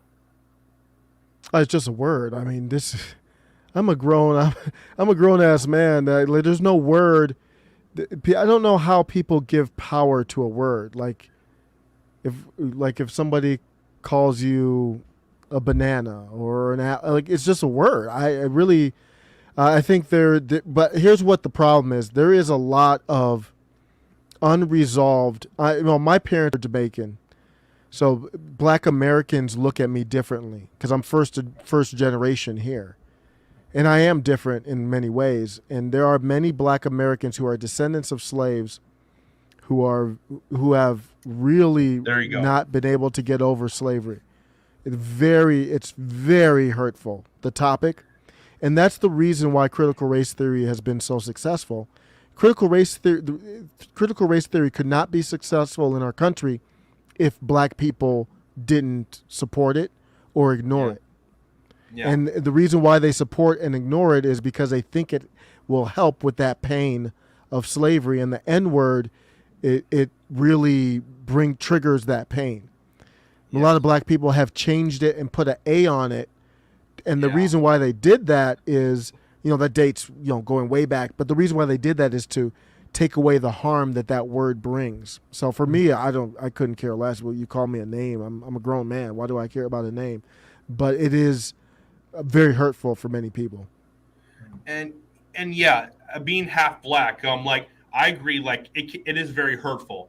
Now, if you call, I'm gonna be honest. I've been called that when I was younger. I have been, but I have thick skin, so I can handle it. So if you're trying to make me mad, okay, you can have that opinion. I'm just not gonna talk to you or be friends with you. So I just walk away because I don't want to start anything.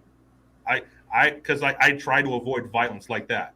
Now, if you're intentionally trying to harm me or my family, then yes, there is going to be violence. I don't care. There's no getting around that. Yeah. If you go on Gab, I don't know if you all use Gab at all. Gab do you use it? Yeah. Yeah. The N-word is very plentiful on Gab, and it is what it is. There's all kinds of words there, and that's the way it should be. You should be able to block people if you don't want it. But I think that should be allowed on Twitter. If you don't like it, you block people. They can give you all kinds of filtering out. But in personal life, I've only heard it with the hard ER a few times in my whole life, and I couldn't care less. Now it does let me know I got to watch out. I don't know if this person is aggressive or whatever else, but the word, I don't care. Yeah, I have friends and even family that use the one with the A on it. They call themselves it all the. They call themselves it all the time. They say, "Oh, this, yeah," and literally, they say it all the time. So Carl, you see how silly that is? It's okay, if you say it the N-word with the A, it's okay. If you say it with the ER, whoa, it's just a word. You're changing 2 letters at the end of it. It's really silly. And that's why I was asking the question, because I'm very interested. I like I said, I've already shared where I grew up. It was split, right? But the influence of the rap culture was throughout the entire city. I grew up listening to rap music, hip hop, R&B. That's what I grew up in my teenage years. And so it was really quite striking to see the usage of that word offend people that use it in their everyday language. Yeah. They get easily offended when somebody else says it, but they say it all the time. And I'm like, wait a minute. Isn't that the definition of hypocrisy? Yeah. So it's a double standard that they don't want to. They don't want. If it makes you feel like you have a little bit of control, is what probably why they do that. Yeah. Oh, or Osiris. Do you remember a few months ago where Vosh and Hassan got a suspension from Twitch for using the word cracker? They actually got okay. Okay, I don't see how that word is really that offensive. I talked to a bunch of white people who don't even give a crap about it, and I don't know why. I think I find it interesting because it evens the playing field if you think about it. Yeah. Mm-hmm. But a whole bunch of other people saying that nothing happens, but those two did. So for some reason, it may have just been for show. Who knows? It could be. Because those two are very extreme leftists. They're some of the most high-profile leftists on YouTube. Yeah. Destiny, I like a lot. Oh, I like Destiny. Mm-hmm. Yeah, he even destroyed Vosh in a debate about Kyle Rittenhouse, because Vosh was saying Kyle was a murderer and stuff like that, but Destiny was actually defending Kyle, it just crushed Vosh in it. When Destiny debated Nick Fuentes, that was actually a really good debate, really good. The Ukraine one or which one? Yeah, the Ukraine one. Oh, yeah, it was good. I think Nick got him, though. But, yeah, that was a good debate. Mm-hmm. And, yeah, he's also debated Sam Cedar. He's also debated a few other leftists. Destiny, he's not the mainstream leftist, but he is without question leftist, though. He's more of an establishment. He's more of a he believes in corporate. He's all for Biden. He'll defend Biden, and Yeah. he's a very corporate guy, but he's a very smart guy. Yeah. The people that have taken like Destiny and like Vosh have been on Tim Pool's podcast, and out of the entire history of Tim's podcast, not just the podcast but his videos in general, the only three that have ever taken Tim to his limits are Vosh, Destiny, and Sam Cedar. Those are the only three of them. Literally everyone. Yeah, the Sam Cedar one was really good. Yeah, like I was like, wow, like even though I would never debate any of those three. Well, okay, I would debate Destiny because I at least respect him, but I would never debate Vosh, Hassan, or Sam Cedar. No one like that, because those people you cannot change their minds. And plus, I wouldn't. They're well above my league. They're very they're just so knowledgeable. It's crazy. And plus, Sam Cedar, obviously with the Steven Crowder and Ethan Klein thing, where like he they literally tricked Steven into just debating. So, so how can I trust you going into a debate then? Yeah, no. Crowder could definitely hang with them, but yeah, they tricked him. Yep. Yeah, and I don't think he even owes any of them any airtime because he has bigger fish to fry with CNN.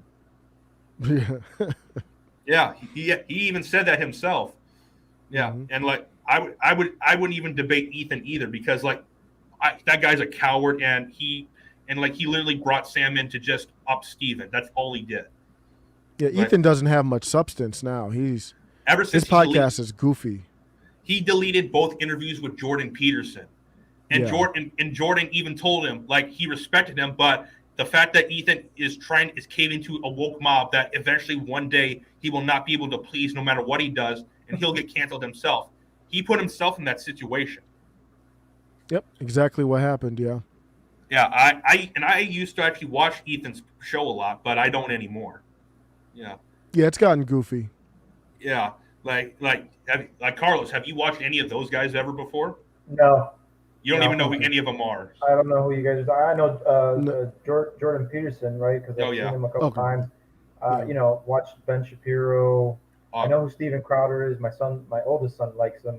So I know some of those, but those other guys, those leftists, honestly, I really don't care what they have to say because at the end of the day, it's a bunch of baloney, man. They come up with things that are illogical and it's just stupid. It's like right is left, left is right, up is down, down.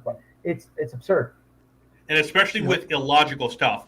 I'm talking Osiris, you know where I'm going with this illogical stuff with Vosh, where he said, and I'm not joking right here, Carlos, Vosh, a leftist YouTuber, he actually said multiple times on his podcast that videos of underage people should be legal. He actually said that multiple times, and no one calls him out on it, except a few people on the right.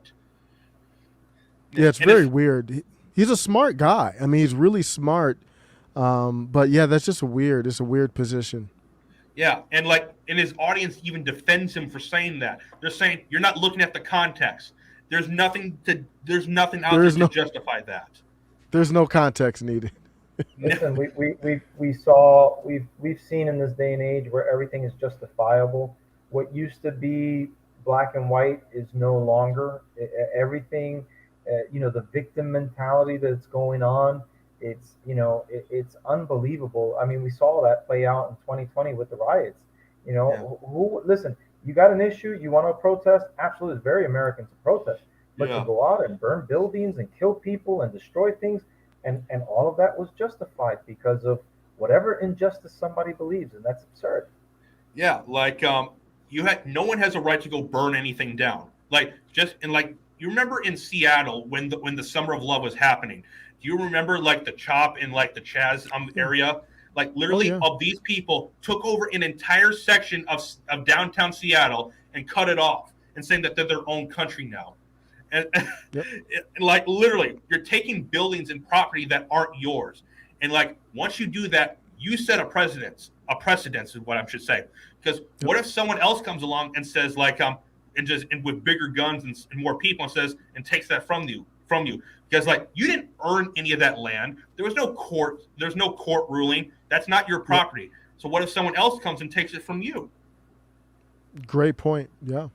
Yeah, Joe Rogan made that point. I was like, wow, that is a great point. Like, but that's why we have laws on the book to prevent. I mean, we're talking about that's how it used to be back in the old days. You come in and you take what you wanted to take, and it was survival of the fittest, and whoever was the more stronger person would, you know. And we're not those people. We're supposed to be civilized, right? Oh yeah. We have law and order. We have things that help us to protect the things that we have, and those things are on the book. And when law enforcement, not only law enforcement, when I think Osiris, you pointed out to these DAs that are not following what they're supposed to be doing and holding these people accountable, right? It doesn't give normal people like a sense of security. It's like, wait a minute, if somebody comes in and cries victim mentality and shoots me here, they're gonna get away with it. Yep. But like, yeah, like once you set a precedence, like if you can get away with this, that means someone else can get away with something just as equally as bad. Right. Like there's been a lot of atrocities committed, like that said these people did this, and like someone else says, well, they did this, so we can do that. Like, yeah, you know, like it's double standard all around. Like if you do not have, I believe this is why I say this. People need to have a code, like because you have to have a set of rules that you follow, and so that you don't ever step outside of those rules. Like you can have, and you can actually help you move forward. I actually heard about that, and I was like, man, that's actually a cool, neat, good idea. That's why I have my own set of rules that I try to never step out of bounds of them. Yeah, they don't really view life like that. It's more emotions and what do I have the power to do? Yeah. That's the only thing. That's 100% right, and it is emotional. And emotions can I've learned that emotions are very, very powerful. It's one of the most powerful forces that we can that we have. Here's two examples real quick. One example is there's a guy, he's dating a real gorgeous woman. Maybe let's say it's out of his league, and she's only with him for the money. He knows it, but that emotion keeps him there. Yeah. Right? Beyond logic, it keeps him there, right? And so it's the same thing with the left. These people, they go based off of emotion despite the obvious, despite the logical, and it's just hardcore raw emotion that they can't see past. Look at the example that we're going through now with the inflation and the gas prices, and we have a stark contrast between Biden and Trump. And yet you still got people that are making excuses for Biden and calling it Putin's war and Putin's price hike and all this stuff. Yeah. Absolute garbage. I know people that I work with that say that. Wow. I mean, I had one guy tell me, oh, it's corporate greed, because, that was a talking point at one point. I said, okay, so you're going to tell me that corporate greed suddenly suspended for the 3-4 years that Trump was in office? Really? Yeah. It was like, yeah, that doesn't make sense. That doesn't. There will always be corporate greed. There always will be. Of course there is. Of course there is. The only time there is not corporate greed, really, well, at a much lower degree, I should say, is in a communist society. Because in a communist society, you have no say. You don't have any freedoms. It's the people that are in power that make all the decisions for you. But that's how it is. If you analyze it, why does the left not like Trump? Because they don't like what he says. They don't like how he says it. They don't like his attitude. It's all emotion. Tell me about his policies. What policy don't you like? Do you not like making more money? Do you not like saving more money? Do you not like America first? You live in America. What policies don't you like? And they can never describe it. It's all emotional. Yeah. This comment's hilarious. Biden's like that grandfather who peacefully passes away, slobbering in his sleep, but the passengers in his car die yelling and screaming. Yeah, thank you, Thor. That we all needed that, because we needed that comment. That is a great comment, man. Like, yeah, and back to when you're saying about emotion and grievance and stuff. Let people make decisions based out of that. Like, one of the biggest atrocities, probably one of the biggest atrocities ever committed, the Holocaust, the Nazis. The way the Nazis rose to power was through emotion and stuff like that. It was because out of the grief of World War I, I should say. because Germany was in this horrible state, and then all along comes this charismatic speaker, and as evil as Hitler was, he was very charismatic, and he actually convinced these people about these ideologies, and they actually believed him, like literally. Yeah, and like my last video actually was about the Nazis too, like because I talked about how the Nazis were socialists. Yeah. Yeah, I mean, some of the same tactics that were used then have been, let's just say, replicated after that time frame. Yeah, or another one, Mao's Revolution. That was another one. Like, there's a whole bunch of these. History does not always repeat itself, but it always rhymes, though. Yeah. That like what George Lucas said about the Star Wars movies. They don't repeat themselves, but it's like poetry. It rhymes. That's how it is. And we don't and like also I didn't like Osiris when about my last video when I talked about the Nazis were socialists. I texted you before I went and did that video. And you actually agreed with me that the Nazis were socialists. And like because how the left has changed history to make them look like they were right wingers, not socialists. Well, it's because they were nationalists. Yeah, national socialists. The left, the left says anyone who's a nationalist is a right winger, is what their position is. I would like to see them apply that to the Latin countries because Latin people are very nationalistic. Yeah. That's why they came up with the Latin X term to kind of say, hey, you can be with us now. Yeah. Latino X or whatever. I actually told the people that I work with, I said, you guys call me Latin X and I'm going to get offended and I'm going to call HR on you guys. but yeah, the Nazis were socialists and the left they get offended when anyone says that the Nazis were socialists. They say no, they were right wingers. When you look at all their policies, they were clearly socialists. Like they even said they were socialists. Hitler gave a speech saying that they oppose capitalism and that they are full socialism. That is what he actually gave a speech about that. Yeah. Socialism sucks. That's the bottom line. Vladimir Lenin said it best. The goal of socialism is communism. Absolutely. My mom can attest to that. She saw it. She witnessed it. She lived it. Right? It's not like she read it in a history book. She actually lived it. With machine guns pointed at her head from the Cuban government, she lived it. She was taken out. Her, my aunts, my uncles, my grandfather's properties were taken. He had 3 properties and he had his own business, and it was all overrun. His business was actually destroyed, and the 3 properties were taken away from him. So my mom lived it, and she can tell you it's exactly how it started. And yeah, whenever, and also another thing about socialism, when the Democrats say it's not socialism, it's democratic socialism. Democratic socialism always becomes national socialism. That's just how it is. And I always point out another thing. Look at Venezuela. That was democratic socialism. And then their argument is always this. Well, you look at the foreign and economic policies and tariffs that the U.S. put on Venezuela. That's how it didn't work out.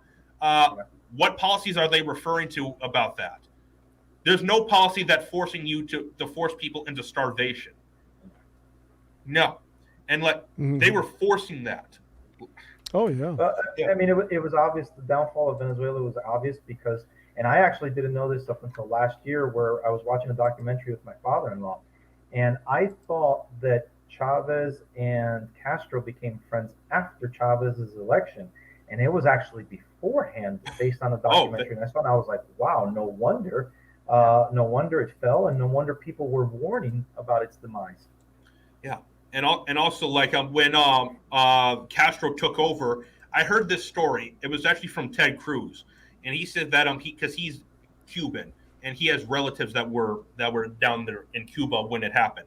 And one of the story he says that that when it became socialist or communist, Castro's soldiers literally went into schools and went into classrooms and told the kids something about pray to God for candy. and they closed their eyes and prayed to God for candy. And they opened, and there was nothing there, just the soldiers. Then they told them, close your eyes and pray to Fidel Castro. They closed their eyes and prayed, and there was candy right in front of them on the desk. Clearly, they were indoctrinating them. That's how it's all started. I've never heard that story. It's fascinating, but I know from a fact from family members that were over there that America's evil. Cuban Americans are traitors. The Cubans that live here are traitors. Yeah. And so that's how they should be seen. Wow. Yeah, and like you have not in just Cuba, Venezuela, but also in the Middle East, you have all these people that are burning American flags and chanting "Death to America." Okay, you see? These people actually believe this. It's not like that it's not that they're just doing it out of fear. They truly believe this stuff. Mm-hmm. They truly do. The common denominator here is division.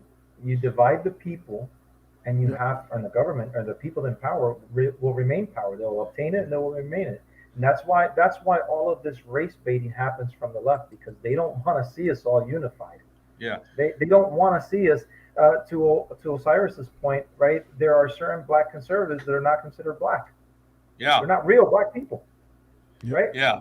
And me, I asked because I'm half black and I'm conservative, and I asked, what was I? Then I'm probably just half. Then I'm probably just half whatever.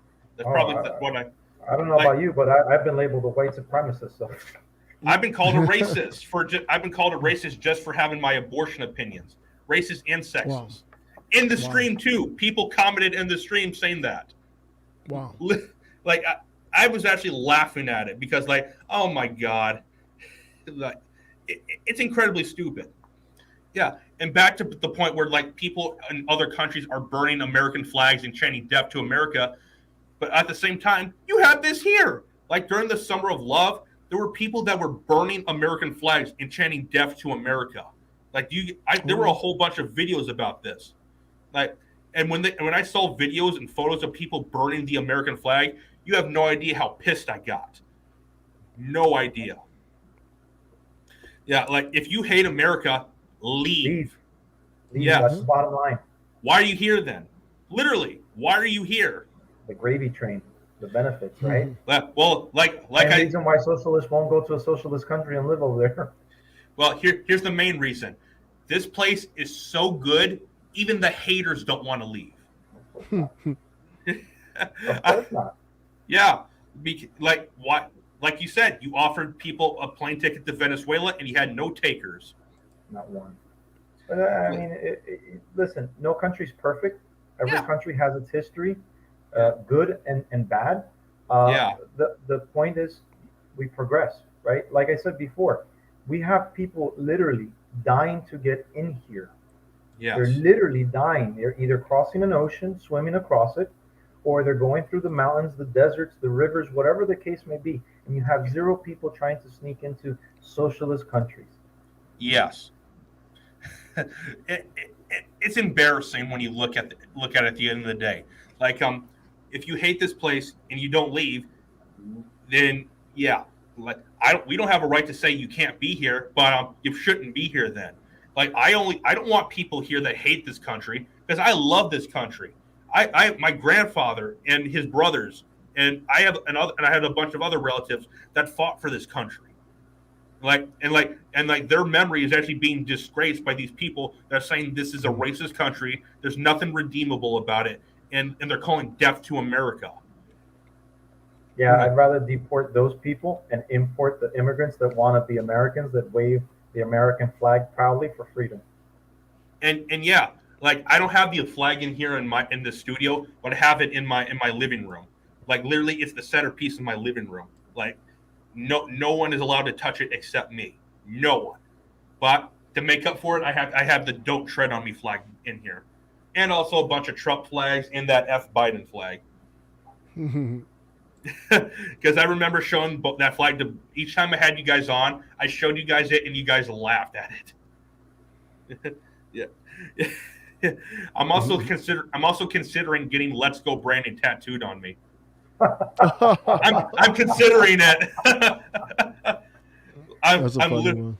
Either getting it tattooed on my forehead or on my face, or on my arm, so that if it gets on my forehead, every leftist or socialist that sees it has to look at it every time they see me. I'm considering it. I'm not saying I will, but I'm considering That's it. funny. That's funny. Yeah, but I'm also gonna get the "Don't Tread on Me" flag tattooed on my arm, though. That's dope. The snake in the word, because I truly believe, do not tread on me. Do what you want, but don't mess with me. No. Yeah. Because you're gonna find out what happens when you mess with me. Yeah. I'm pretty like you guys. Like you guys, I actually think you guys are both patriots. Like you guys, like Osiris, you're a libertarian, but you are a patriot. Not because like you do this channel and you're not establishment. You actually call out the BS on both sides. Carlos, even though you don't have a show, you still actually have these opinions, and you actually want to start a show eventually to start getting these opinions out. So you guys are patriots. Yeah, I actually think, Carlos, I just found out about your channel. I think the culture of doing what you're doing with the animation is far more important than politics. Yeah. Oh, well, thanks that's for where that. Yeah, that's how you raise kids in, the mentality of, here, I want to do this, I want to aspire to do this, I want to be a storyteller, I want to draw pictures, and then the politics forms from there where they're independent. Yeah. So the beautiful thing is that my story is woke free. It's just basically classic storytelling, right? Developing the character, letting the story, taking you on an adventure, an imaginary adventure, right? Without any type of political. Even though I'm on the right, I don't inject right wing stuff into it either. You should not. You know what I mean? I just think that's powerful. Yeah. Yeah, it's hard to find something that's not woke or has a little bit of wokeism in it. It's hard to find that. Oh, and on a side note, Carlos, I'm actually going to donate the remaining $40 to your GoFundMe so I can get that Blu-ray. Sounds good, man. I appreciate that. Yeah, because they're actually releasing the unrendered version on YouTube. But at the end, when they get ready to do the sequel, they're going to render out the first one and just send out copies to people who donated a certain amount. Yeah, as a thank you gift, of course. Yeah, and you also put a thank you note at the very end of the credits too. That's correct. So, and going back to what you were saying about being a patriot, I am a patriot. I love my country. I was the first generation, like Osiris. Like I said, my father did serve in the military, and I unfortunately did not. It's a bit of a regret, but at the same token, when I wanted to serve, which was right after 9/11, I wanted to enlist. Based on the events that took place, I was extremely political, and maybe it was the right decision. I don't know, but I do love my country, and should something happen, I will defend it. Yeah, I've already talked to my kids about it. I've been talking to my kids since, say, 2014. I say, hey, if stuff goes down, Dad's gonna get involved, and I want you to know if something happens to me, I'm fighting for your freedoms, and freedoms of my fellow comrades and patriots. Oh yeah, like none of us here we're never in the military, but all of us are patriots. The three of us and other people, because we're actually just doing our shows, and you eventually do your podcast, but because we're getting the word out. Like me personally, because I have a bunch of relatives that were in the military. I never went in, but I have that military bloodline and I'm actually using it because I'm actually getting these messages out. And I'm using it to do that. Yeah. Yep. Yeah. All right. We're gonna go, let this go in about a minute or so because you guys need to get some sleep and you need to take care of your kid, and I gotta do a couple things too. But before we go, another thing, we should do this again, all three of us. For sure. Maybe not just on my channel, but even on Osiris's channel too. Because I think that would be good. So the rest of your audience can know who we are, or even another thing, you can have Carlos on your channel, just you two talking. Because that would be a whole lot of interesting stuff to hear about. Absolutely. Yeah. I like to talk about the the background, the animation, politics. It's very interesting. Yeah, you should check after this stream. You should probably take a quick look at it, at some of the things they've done, because it's a lot of really good stuff. It's awesome. Yeah. The cool thing is it's all being done voluntarily, just out of passion. I have a team of folks. Some are overseas. Like for instance, our storyboard artist is over in the UK. Our senior character designer is over in China. Nice guy. I feel bad for him. He's not part of that China regime. He would share with me some of the things, some of the pain that he feels from being underneath their oppression. And I felt so bad for the guy on a personal level, but very talented artist nonetheless. But yeah, like a lot of and like if you look at all these animatics, like these are just people doing this in their spare time. There's nothing professional about this. It's just them on their laptops doing this, literally. And like this, and like they've actually done a lot of stuff that looks close to the original Transformers Prime show, like that intro that they did like about 5 or 6 years ago. Like it looks who's doing the voice? Are you sampling that or?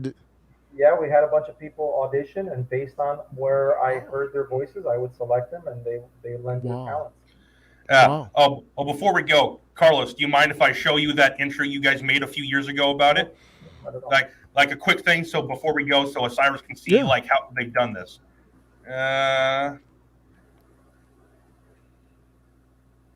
This is cool stuff. Well, I grew up with Transformers, so I'm biased.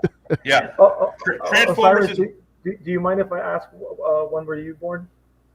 77. 77. So we're contemporary in age. Awesome. Yeah. My parents were born in 77 as well. Oh, good. Stop, good. Ray, shut up. You made us feel old. I know. But yeah, this is that intro that these guys made.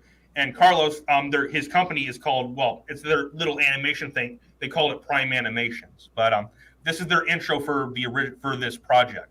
Take a quick look at it. It's awesome.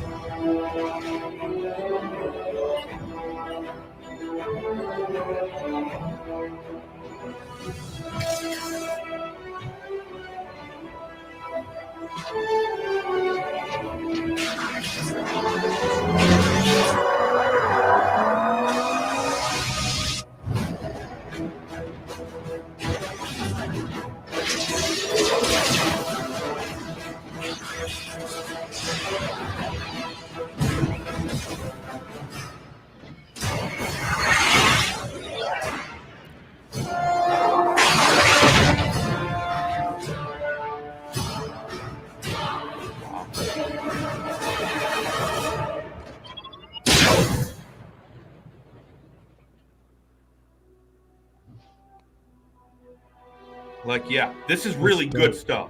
Yeah, it's awesome. But like, yeah, that is really cool stuff. Now, thank you guys, appreciate that. Yeah, sometime we actually got to do an entire episode, the three of us just talking about Transformers and nothing else. Yes. Because Transformers is my favorite thing of them all. The thing that comes closest to it is probably right underneath it is Star Wars. But I've fallen out of love with it the last couple of years, though. So yeah. But yeah, Transformers is number one for me. Always has been, always will be. Yeah. Yep. Same here. All right, we're gonna wrap this up right now so that you guys can get some sleep. But before we go, Osiris, where can they find you at? You can find me on YouTube. You can find me on Twitter. YouTube, I picked a bad name. I don't know any marketing. So I just started a channel, picked Stuck in the Middle. That's where I'm at. So it's hard to find me. If you search Stuck in the Middle Critical Theory, I have a video on critical race theory. You'll probably see me pop up. But your subscribers have jumped up dramatically up to 30,000. Like literally, you have 30, because just a couple weeks ago you had like 8,000 subscribers. Now you have 30,000. Wow! And it started when you posted that video of Amber Heard snorting coke at the Johnny Depp trial. Allegedly, we don't know what she was inhaling, but it looked like she inhaled something. All right, before we go, I want to check that out. Well, just one. This will be the last thing. The last. Oh yeah, thing. yeah. So you seen it, Carlos? I saw the video itself, not on your channel, but I've seen the video for doing it. Yeah, it's the same video. And I do want to subscribe to your channel too. I'll send you the link right here in the private chat. Please, because I really get into that critical race theory stuff. There it is. It's very interesting. There you go. I just sent it in the private chat. If you guys perfect. see. Yeah. Okay.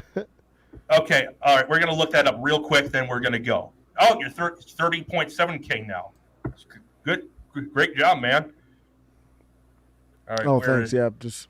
Oh, that Elizabeth Warren video got you 8.6 thousand. So yeah, if you upload shorts, that does help. Yeah. Yeah. Also, that video right here has 169K views. All right, let's watch this quick video so we all can get some sleep because I'm yeah. This is right a funny one to end on. Right. See. Mental condition. And look, she's snorting. Wow, that's a boss, man. There's a judge right next to her. That's a boss move.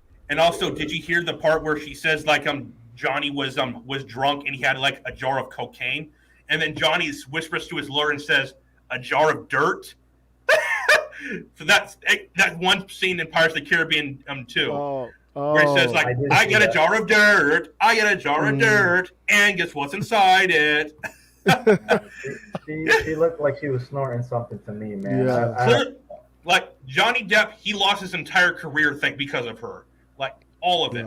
We should definitely do a topic on double standards regarding sexism. Yeah. All three of us, like, we'll have to schedule this up for like maybe next month. All three of us can get together again. Like, I'll contact you both again, but probably like in a day or two. Like, we'll set it up for like next month, so we can get a breather in for the next one. Cool. So, Osiris, I went ahead and subscribed to your page, man. Oh, thank you. Yeah, I already subbed up to yours. I want. Oh, Carlos, did you subscribe to me? What was that? Did you subscribe to me, Carlos? I did. I sure did. I subscribed to you way back when you first talked to what was that guy from Orlando? Adam Francisco. Yes, Adam Francisco. Osiris, you should check out Adam's channel and reach out to him because he does a lot of collabs too. Oh, really? This will be the last thing. I'll just get to that and then give me 1 second. Where is it? Right here. I have his channel in the description below. Okay. This guy, Adam Francisco. Right there. Go subscribe to his channel, man. Yeah.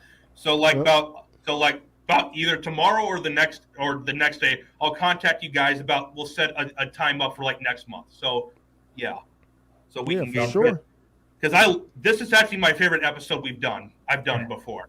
Because I've had 2 guests on that give different perspectives on things, and it's worked out really well.